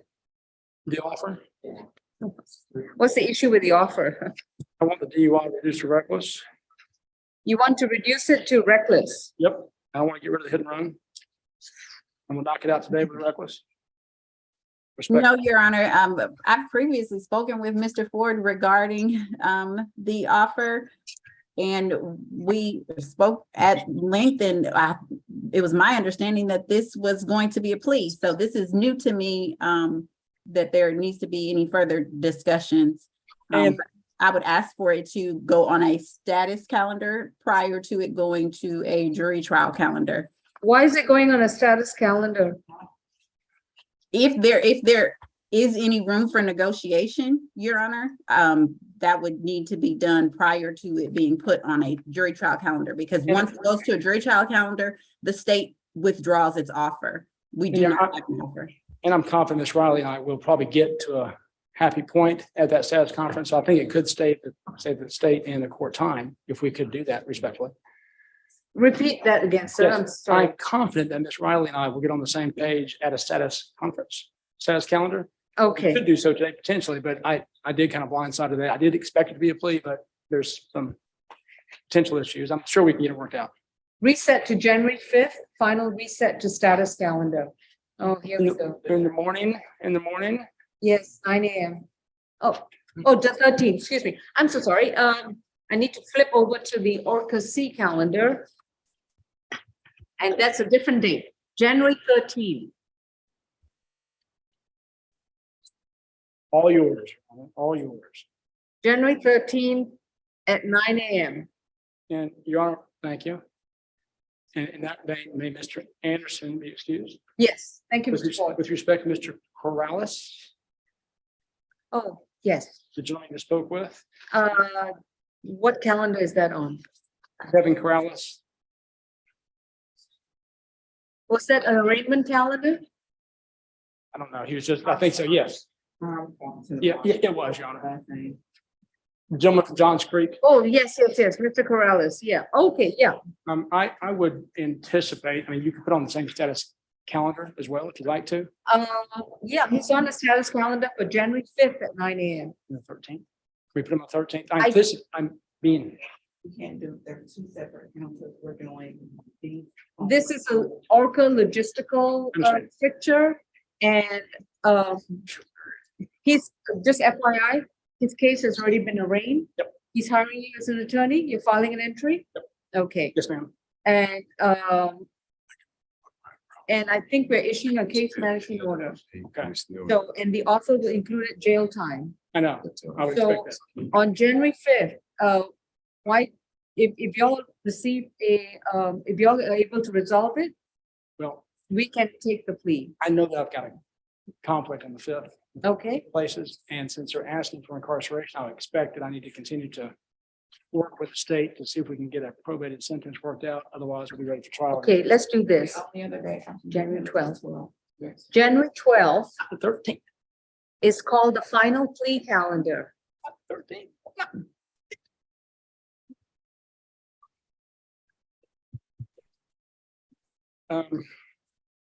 At 9 o'clock. Yeah, I've got a fixed case in Boyd County, 9 a.m. that morning.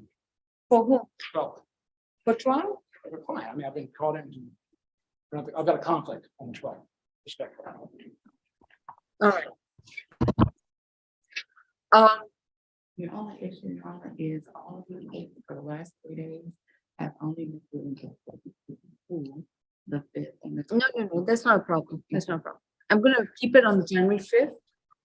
File your notice of conflict and we'll reset it for another Are you day. in the morning or the evening? Are you in the morning all day? How long are you here? It starts at 9 o'clock. It's a Friday. I'm here all day. Okay. I'll be here at 1 o'clock. 1 o'clock. That work? That'll work.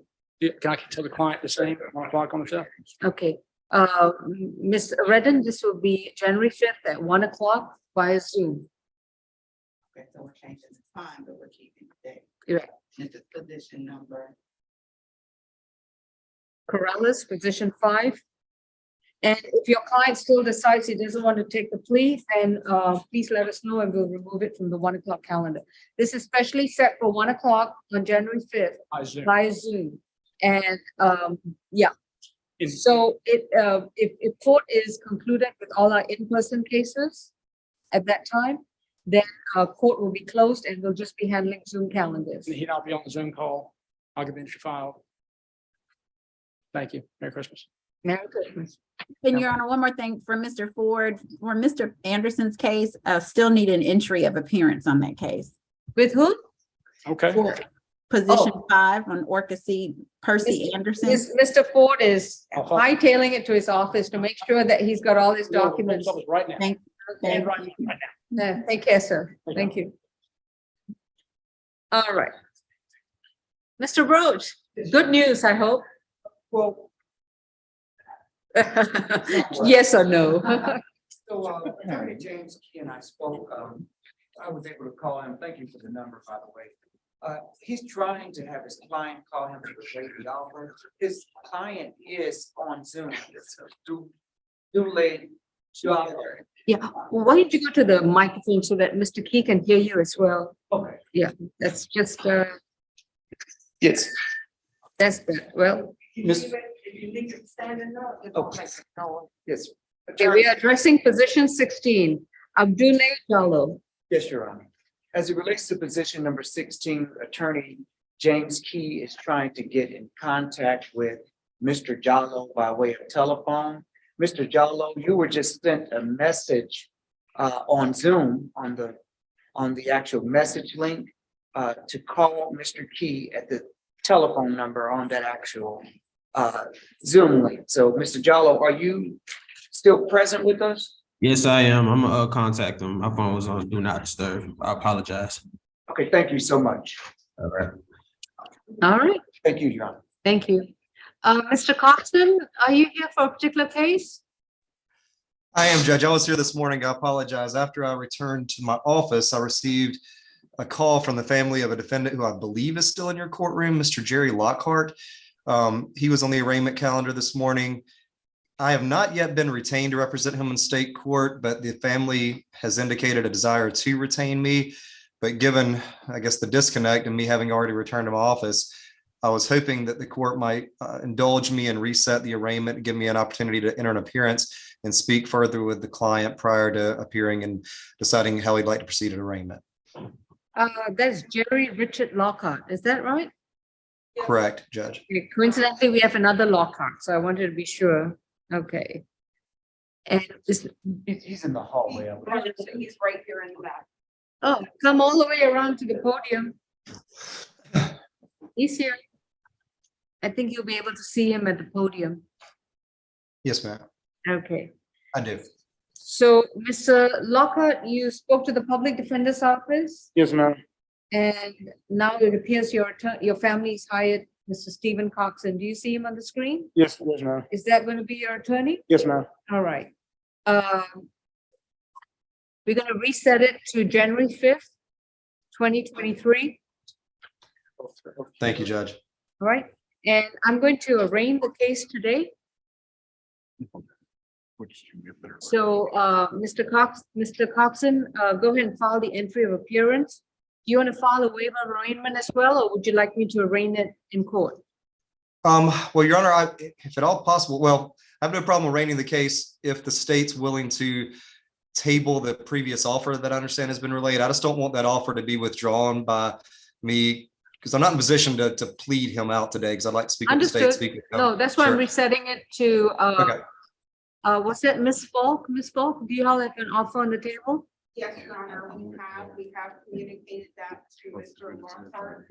We will just put it on, pulling that recommendation. We are giving Mr. Lockhart a letter to give to his attorney, letting him know the offer is good until December 19th. At which point the offer will be formally withdrawn. That offer is 12 months suspended upon payment of a $500 fine. Okay, Mr. Coxon, did you hear that? I believe so. I believe Madam Prosecutor said that the offer will be extended to December the 19th. December assume I will need to- 19th, right? Correct.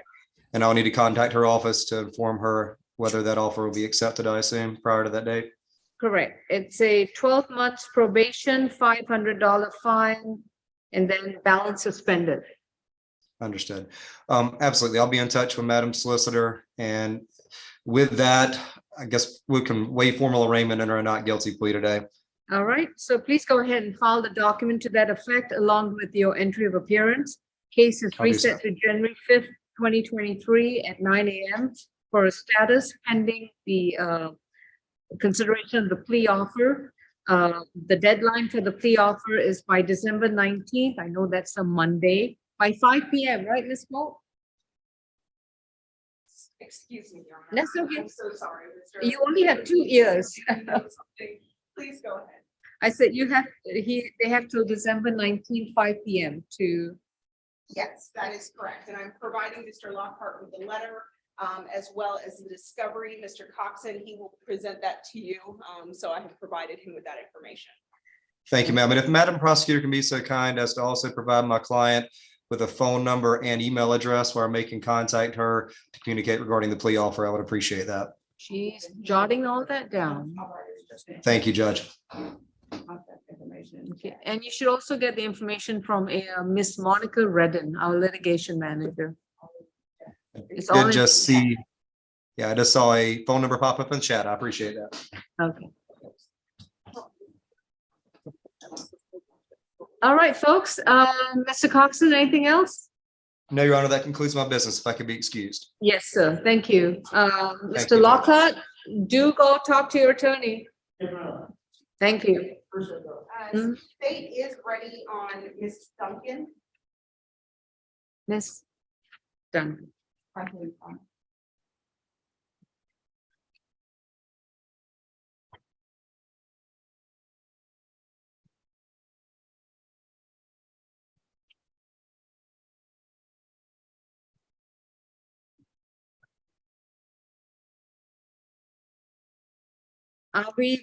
Are these two different people or? Okay, so I'm going to start with Deja Duncan. Yes. And Ms. Deja Duncan is represented by Attorney Pugh. All right. We are addressing case number 22 CR 007188. Deja Duncan present with her attorney, Mr. Joel Pugh. Ms. Duncan, you have a right to remain silent about the facts of the case. Anything you say, your comments can and will be used against you. You have a right to an attorney and your counsel is standing right next to you. Mr. Pugh, right? Judge, I'm Ross Durrance. I work with Mr. Ross? Durrance, Durrence, Judge. Ross Durrance, okay, attorney Ross Durrance from the same office, okay. And this is going to be a negotiated plea hearing, to which that means that the state has made an offer in exchange for a recommended sentence, and to which the defendant has accepted.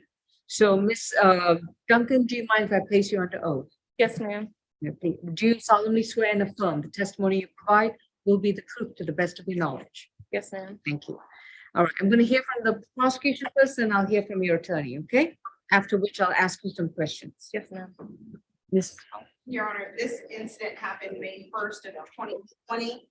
Ms. Duncan is charged with speeding, reckless driving, and racing. This happened at 285 eastbound in Sandy Springs, and on Northside Drive. Ms. Duncan was observed racing, changing lanes, and going over 100 miles per hour. The officer at one point did pace her with his own vehicle, which is how he got the speed of 100 miles per hour at the time. And this all occurred here in Fulton County. The state's recommendation on this case, Your Honor, is 12 months probation on count 1 with $200 fine, and count 2, 12 months probation at $500 fine, and count 3, 12 months probation, a $500 fine. The probation will be suspended upon full payment of the fines in the amount of $1,200. okay. Mr. Durrance, does your client agree to these terms? And do you stipulate the factual basis, venue, and ID for these charges? Yes, Judge, we agreed that those were the terms we negotiated, and we stipulate all those facts, Judge. Okay, thank you. Ms. Duncan, have you consumed any medication or alcohol recently? No, ma'am. And have you understood and are you satisfied with your counsel? Yes, ma'am. And have you understood the proceedings so far? Yes, ma'am. Is anyone forcing you, inducing you to take a plea today? Ma'am. And have you understood the terms of the plea arrangement as explained to you by your attorney? Yes, ma'am. You don't understand that if you pay off your fine early, that your probation will then terminate and your obligations in this case is completed. Yes, ma'am. Has your attorney gone over the waiver of rights that you that has been listed in the verdict form? Yes, ma'am. And have you understood the explanations of your attorney? Yes, ma'am. Just to summarize, if you decide to take this plea, you give up your right to go back to court and have a trial before a judge or a jury. You give up your right to confront your accuser, examine witnesses, be able to assert any defenses if you choose to do so, and have the state try to prove the charges against you beyond a reasonable doubt. Are you prepared to give up these rights? Yes, ma'am. As I explained to you that by pleading guilty, it could have an impact on any other open cases if there are any. Yes, ma'am. And that you do not have the right to appeal this decision. Yes, ma'am. How do you plead to one count of racing, reckless driving, and speeding? Guilty. I'll accept your guilty plea. With respect to the speeding charge, your sentence is 12 months probation, a $200 fine. With respect to the reckless driving, your sentence is 12 months probation, a $500 fine. And with respect to the racing, your sentence is 12 months probation with a $500 fine. In total, your fines add up to $1,200. You will report to probation. Today is Friday. You'll report to probation next Thursday at 132 Mitchell Street in downtown Atlanta. Are we paying it today? She's not, Judge, not in full. And is there some document we can get with that written all down for instructions on where to report? It will be on her disposition sheet. Then, but you might want to write down the probation office. Miss Redden is going to get that to you. Yes, thank All you, right. Judge. Again, probation next Thursday, not by next Thursday, but on next Thursday before 3 p.m. at 132 Mitchell Street, downtown Atlanta. Yes, sir. If you're not sure, you can come up to the clerk's office here on the first floor and tell them you have to report to probation. Where is that office? Okay. That's the best way to do it. All right. Thank you. And if you pay off this fine within the first month, before the end of this year, all right, then you don't have to pay probation fees for your first month. All right. But if you need to have additional months to pay it off, then every time you report to probation, you need to pay your probation fees as well. Yes, ma'am. And then as soon as you pay off all your fine, your probation will terminate. Yes, ma'am. Any questions? No, ma'am. Mr. Durant? No, Judge. All right. Thank you, folks. And Judge, does she need to stick around or is she excused until Thursday? As soon as she gets the information, then she can leave. Fantastic. We have a second plea position 9, Jackson Duncan. Yes, I am ready.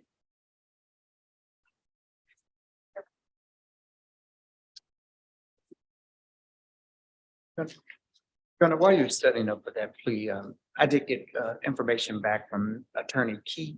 And that will be a negotiated plea. However, they want to set it for a date certain for the defendant and the attorney to come in and actually take that plea. Okay. For that case, I'm going to reset it to January 12th at 9 a.m. That's our final plea calendar. Okay, and I do have Attorney Key on my phone and Mr. Jallo is appearing by way of Zoom. And January 12th, 23rd, 9 a.m. for a plea for a plea. Mr. Key? Well, Mr. Key, the judge is sounding. He's on the phone with you. He's on the Zoom. He indicated that he was dropped out of the Zoom and so you don't see his video anymore. There he is. I can see everybody else. Please. Can you hear We me? can see you. We can see you. I can hear it, but I can't do anything. Let me try to start video. Your Zoom's okay. There you go. Can you hear I me? just lost my video. I can Okay, Mr. Abdullah, Yes, ma'am. can you start your video, please? Yes. Mr. Abdullah, you and your attorney will be back in the courthouse in person on January 12th, 2023 at 9 a.m. to take a final plea. Okay.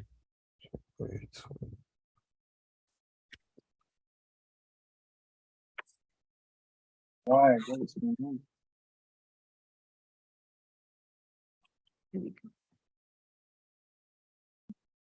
Okay? Yep.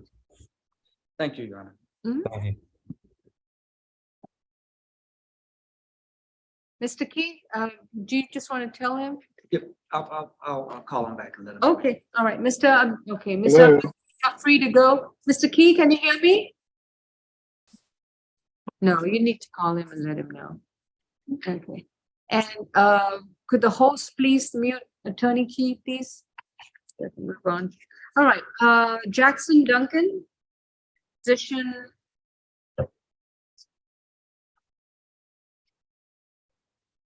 Nine.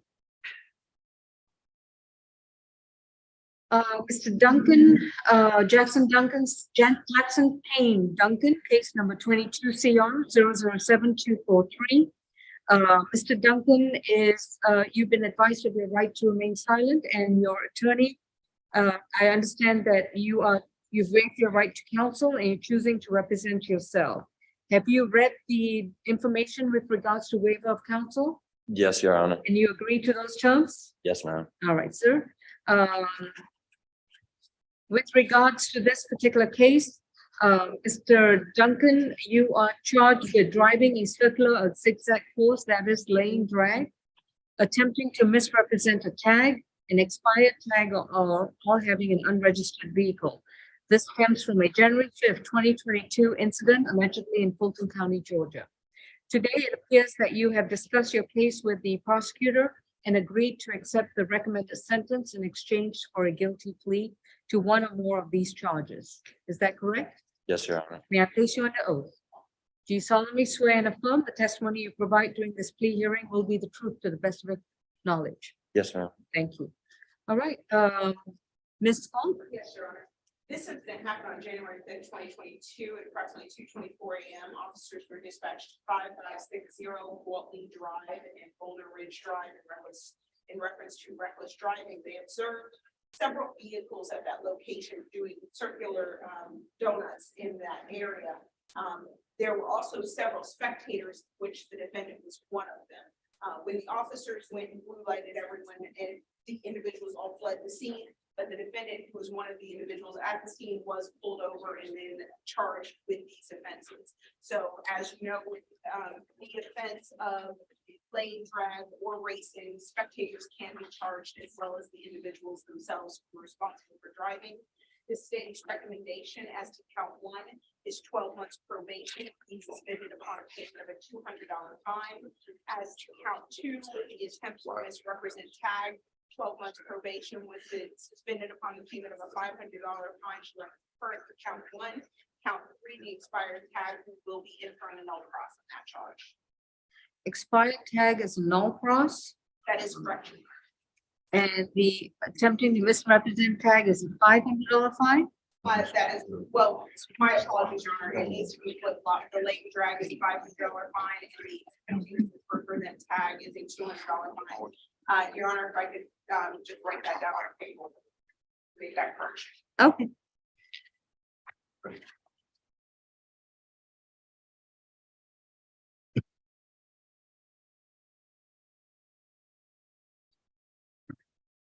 I didn't make an announcement on this other guy also.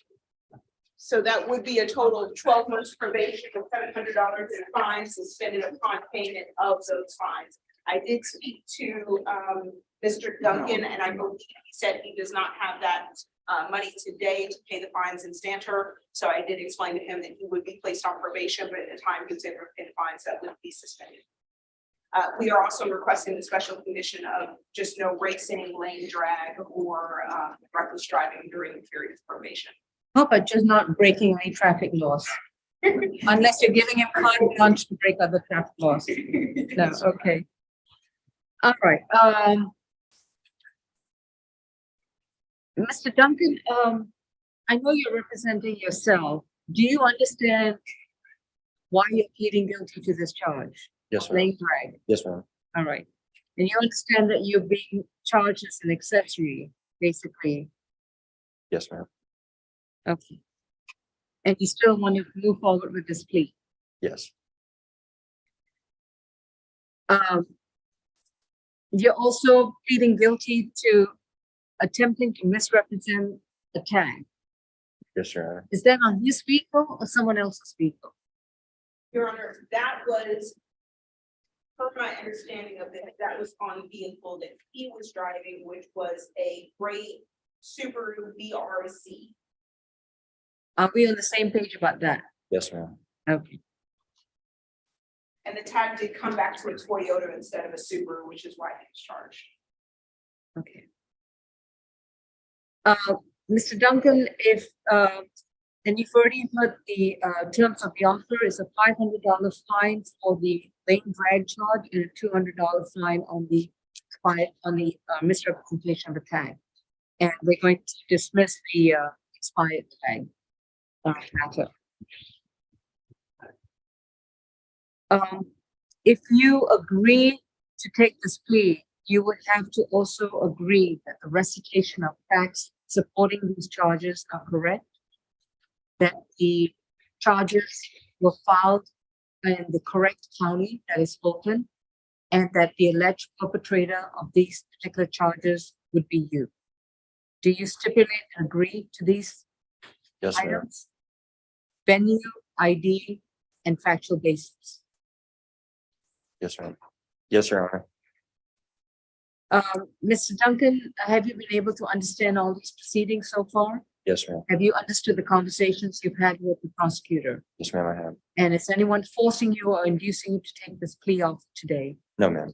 And if you decide to take this plea, you would give up your right to go back to court, to have a trial before a judge or a jury, to be able to confront your accuser and examine witnesses, have the assistance of counsel to challenge the state's evidence, to present your own defenses if you choose to do so, to be able to argue your case before a judge or a jury, and have the state try to prove the charges against you beyond a reasonable doubt. Are you prepared to waive these rights? Yes, ma'am. And by pleading guilty to these charges, do you understand that that could have a negative impact on any other open cases that may be pending against you? Yes, Your Honor. How do you plead to one count of laying drag and one count of misrepresenting a tag? Guilty. On the laying drag, your sentence is 12 months probation, $500 fine. On the tag violation, it's going to be 12 months probation, $200 fine. If you can pay your fine today, then you would not need to report to probation. You be able to pay your fine today. No, Your Honor. Okay. So next Thursday, you will have to report to the probation office located at 132 Mitchell Street, and you have to report there before 3 p.m. While you're reporting to probation, they will create a probation case and you will start making the fine payments to probation. I will waive your probation fees for this year. But starting next year, you would have to start paying probation fees for every time you visit probation, which is once a month. Your probation will terminate once your fines are all paid up. Okay. Do you have any questions? No, ma'am. Thank you. Please hold. We will give you some information about probation. You need to fill out that form. All right, that concludes this case. Do we have any other pleas to take? Yes, Judge. Yes, Mr. Clerk? Before we do that, speed, Judge, I have an announcement on position 20. I think it's 20. I'm not sure. Because mine's different here. Give me the name. Jalen Stewart. Might be 22. 22. Okay. It's 24 on my calendar, that's why I asked. He is here with his mom. We're gonna plead not guilty today.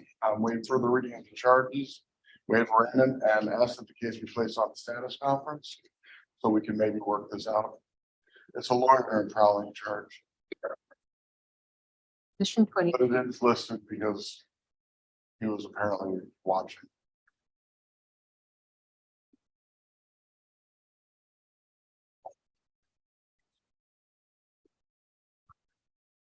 You're filing a waiver of arraignment?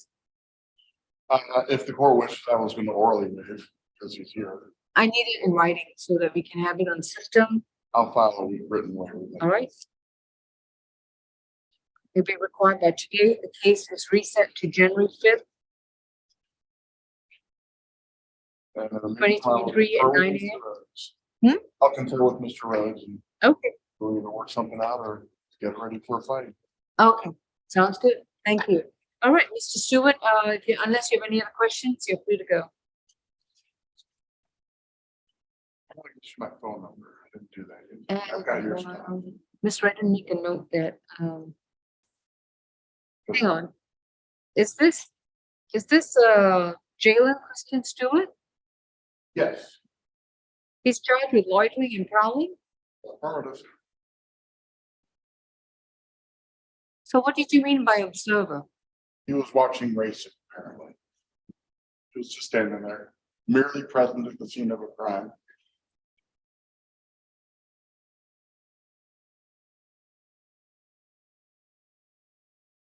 And yes, that would be my first jury charge request.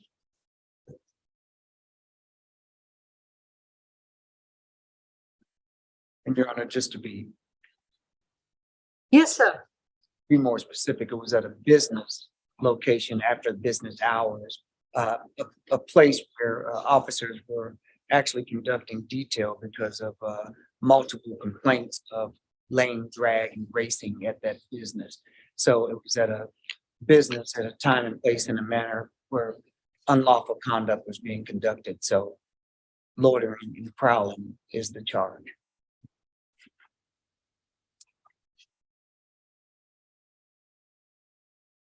Let me refresh my mind on what a loitering and prowling charge is. So if I happen to be walking by a business that's closed and I see someone doing something funny with their cars, I'm going to be charged with loitering and prowling? No, Your Honor, the Yes, you would. No, I'm just asking you, Mr. Roach. individuals that would probably be charged are the ones that officers observed. They were actually conducting a surveillance and they observed individuals that were engaged in. A young man just took a plea because he stood there watching somebody else commit crimes and he was probably fooling and I don't know what he was doing. But According to the statute for racing, which spectators, is what I'm looking up right now. I believe it involves spectators as well, so.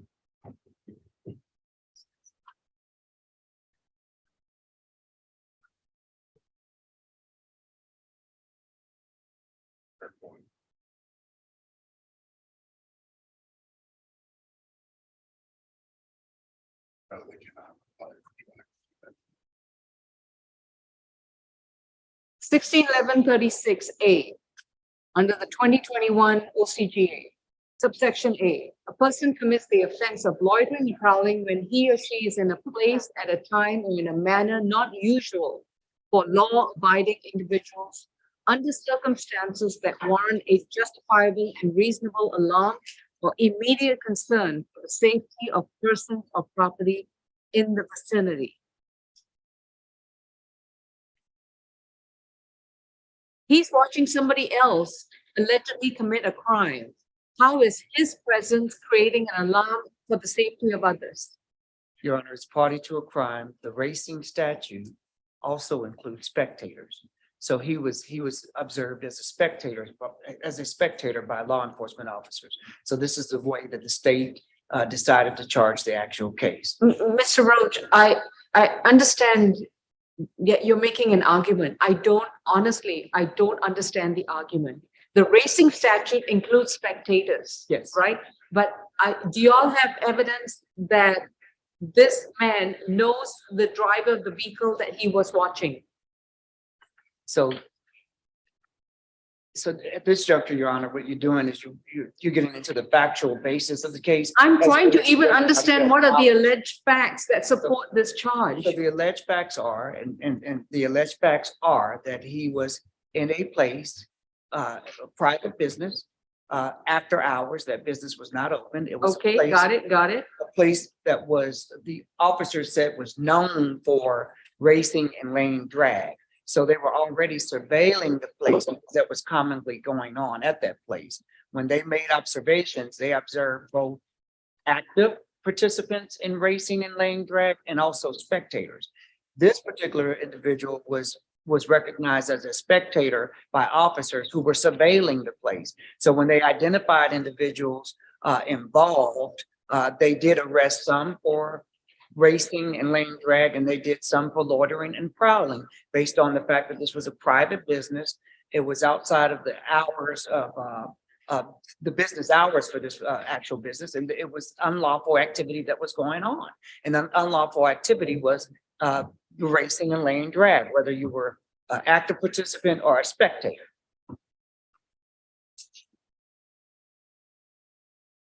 I'm looking at every document that's been filed here.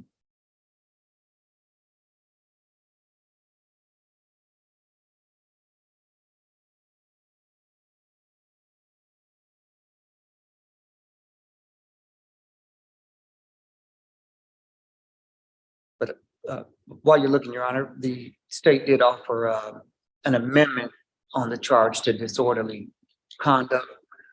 Whether or not the state will be able to meet its burden as it relates to the loitering and prowling is a jury question. I do understand that. She didn't say anything.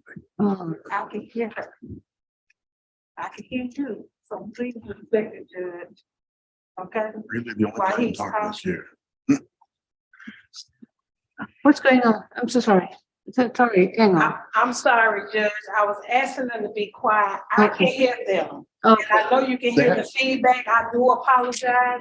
All I'm doing is asking them to please just be quiet Okay. while you're talking and the solicitor is talking. They have to give him and you the same respect. I appreciate it. Thank you. Okay.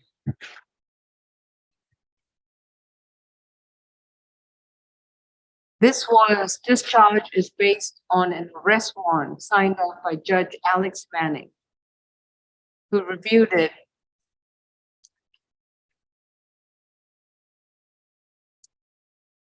This is based on the police detail that were in that location to target an ongoing problem with street races.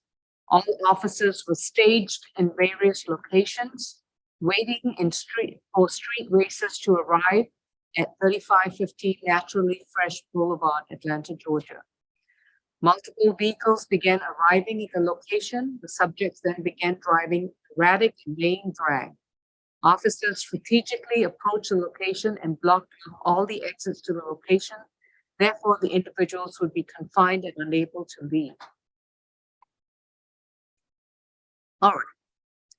That makes more sense why it's loitering and prowling now. But I'm terrified if I was just rolling down the street to get to my parked car and suddenly there was this. I will be too, Your Honor. That's why Okay. I made the comment that if, those officers that would have to be called, the state would have to meet its burden as to what they observed, who they observed, so that we could actually, meet that burden. That's obviously a jury question.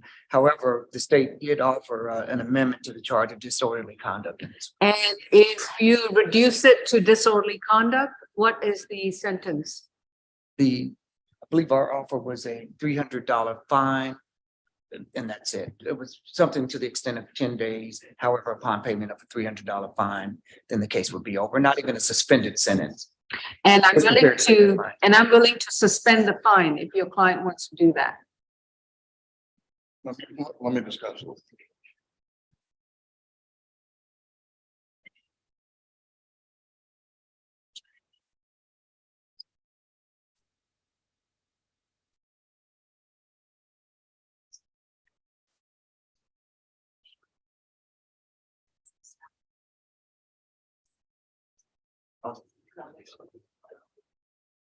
No. Jackson, please have a seat.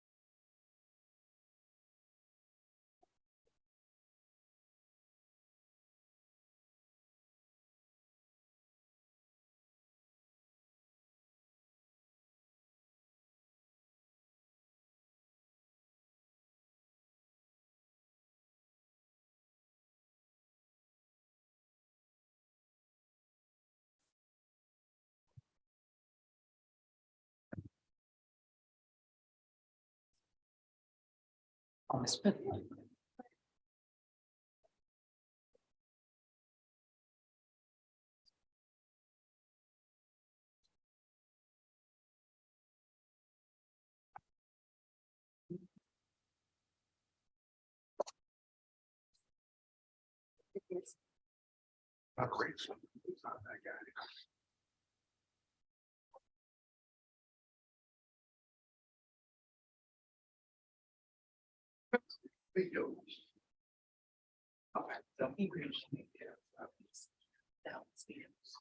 Thank you.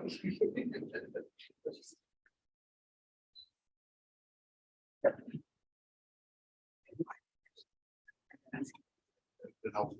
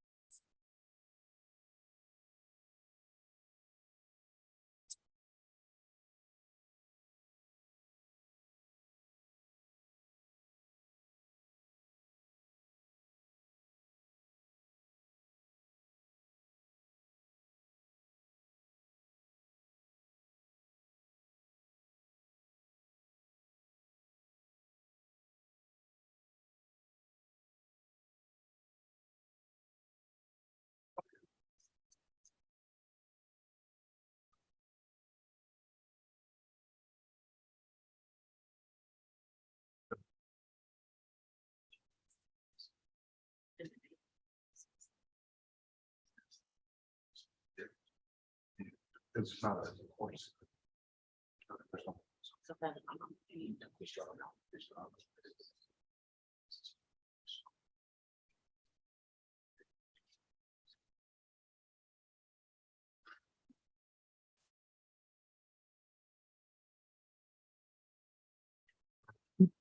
He can go.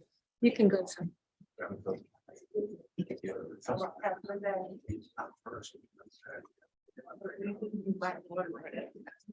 No. On charge one, do your back check. On charge one, so I apologize. No, no. Oh. That's okay.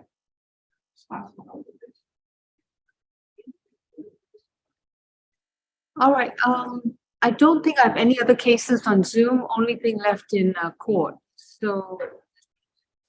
Miss Riley, Miss Githia, I mean, we'll go over the calendar shortly, but let me see what's going on with my last case. Thank you, Your Honor. Thank Say you. outside was Brittany Smith, who's. Okay. That's, Miss Brittany Smith will be a plea also. All right, Ms. Burton Smith, and what about you? We're gonna go ahead and plead today. All right. Court suggested. Come on, Ryan, young man. We have to get the, now that we know, we'll have to get the plea paperwork ready for. Oh, we gotta do that. Oh, yeah. Oh, yeah. So we need to get 3 paperwork together, so. Can we get it this afternoon? This, right? We're doing it now. Oh, there you go. So the Okay, so we need to get Ms. Smith back.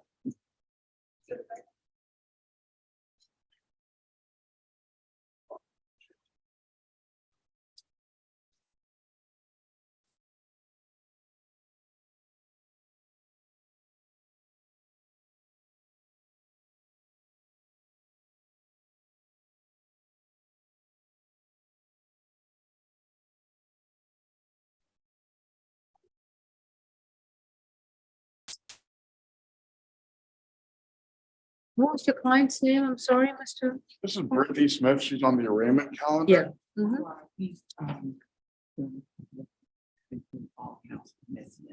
Okay. So, if y'all want to be comfortable, Mr. Roach is just wrapping up the paperwork for the plea. Oh, I thought we already did the plea. He did do the paperwork, but all counts for us since she's paying today. Oh. Has been included so that we don't assume. Oh, I thought she was playing over probation. You can have a seat right there. Don't go nowhere. I just asked. Ms. Smith, are you paying the fine today or are you gonna need probation? She said she can't. She Paying today. Oh, she said. Okay, so you can do that? Okay. Sounds good. Just for me.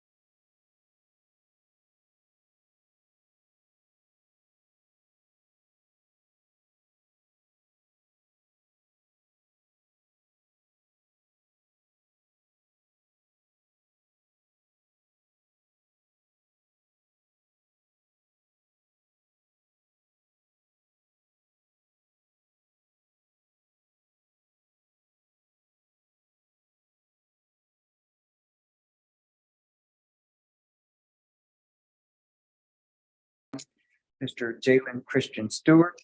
The charge initially was loitering and prowling. However, through negotiations, the state has agreed to amend loitering and prowling to one count of disorderly conduct. In this case, under OCGA 161139. The recommendation as it relates to that charge is one count, disorderly conduct, 10 days in jail. However, the 10 days in jail would be suspended upon payment of $300 fine. And of course, after that, it will be done. The state's recommendation and amendment of the charge is based on some of the factual basis that we discussed earlier. It was observed that Mr. Stewart was merely a spectator. However, this was a business. This was at a business location that was in fact not open for business. Multiple complaints were made about this location where racing and lane drag was actually going on to the point to where law enforcement set up surveillance at this location.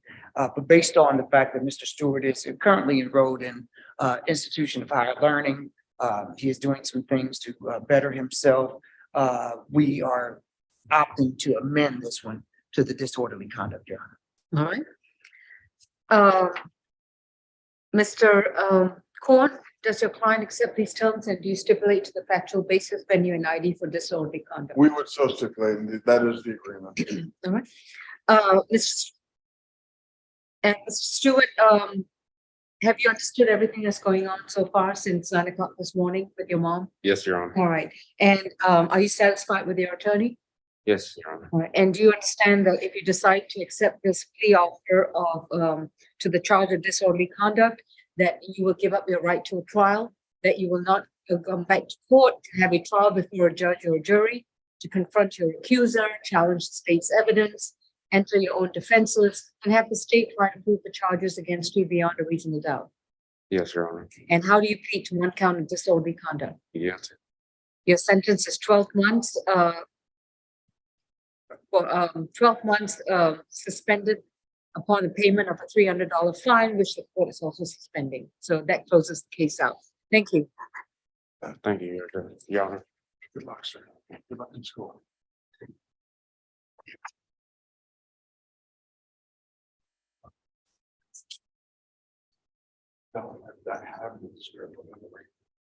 Mr. Any other cases? No, Your Honor. Wait. But she's just waiting for her probation number. Okay, Your Honor. So, Your Honor, I believe that our calendar, and we would like to go back over the calendar and Yeah. make sure we reconcile everything. Thank you. So we all good? Yeah. Okay. Your Honor, given her out-of-state status, depending on what probation says about the reporting, Yeah. if she doesn't have the option to report by way of phone, the state is willing to allow payment of the remaining balance within a 30-day period and will suspend that sentence. Oh, that's even better. Providing she can pay it within 30 days. Yes, Can provided. you pay it within 30 days? The balance? Let's just do telephonic. It's not too much of an imposition. All right, if there are no other matters to address, I'm just going to go over the calendar on the Orca C status calendar. Position number 1, Curtis Brogdon was a bench warrant, $6,000 good bond. And position number 2 is reset to January 13 status calendar.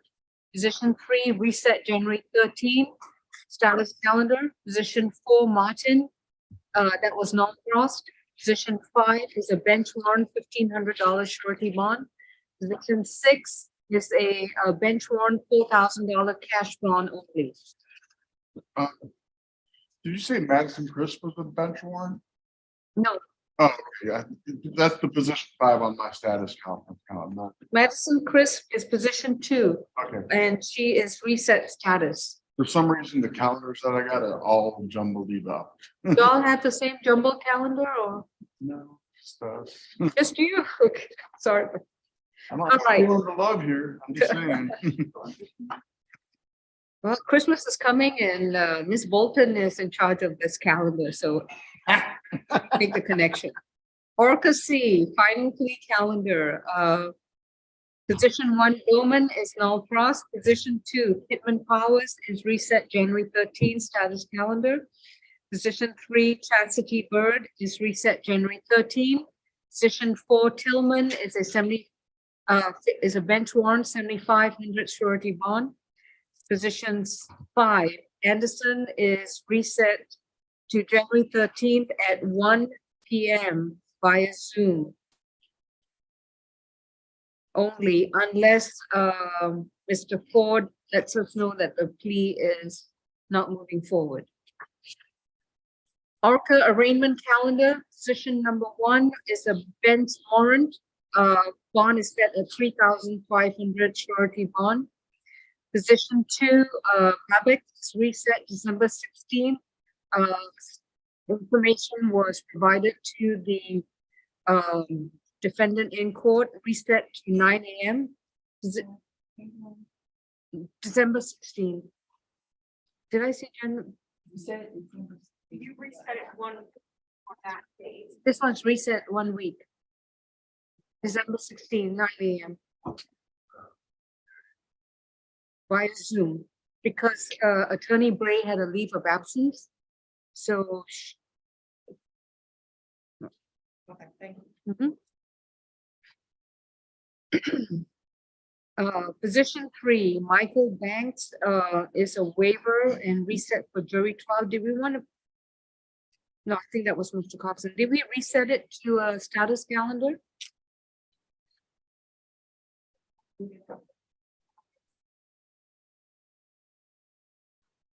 I did not have your reset date. Okay, so just let's leave it there for jury trial. Position 4 is a bench warrant, bond set at 1,500 on each count. That's a $3,000. Oh, excuse me, it's 4,500.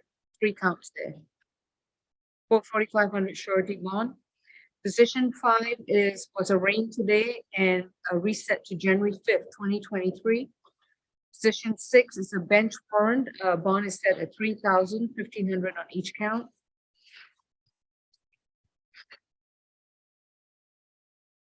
Position 7 is reset January 25th, 2023. Position 8 is a plea.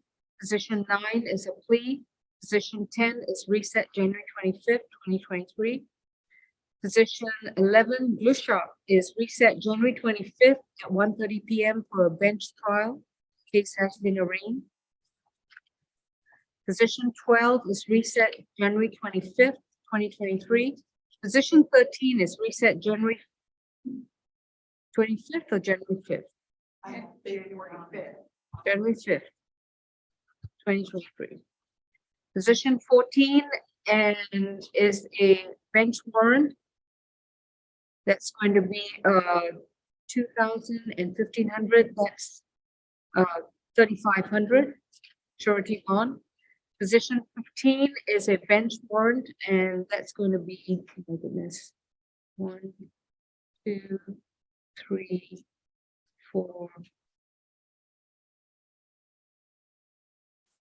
4 charges, so that's $6,000 surety bond, 1,500 on each count. Position 16 is reset. I don't know what date we reset it to for. Was it for a final plea? Final plea, January 12th. January 12th. Yeah, in person. Position 17 is reset January 5th, 2023. Also represented by Mr. Coxon. Position 18 and 19 are reset to January 5th, 2023 for a possible plea. Position 20, Randall, January 5th. Position 21 was a plea. Position 22 was a reset to January. No, that was a plea as well.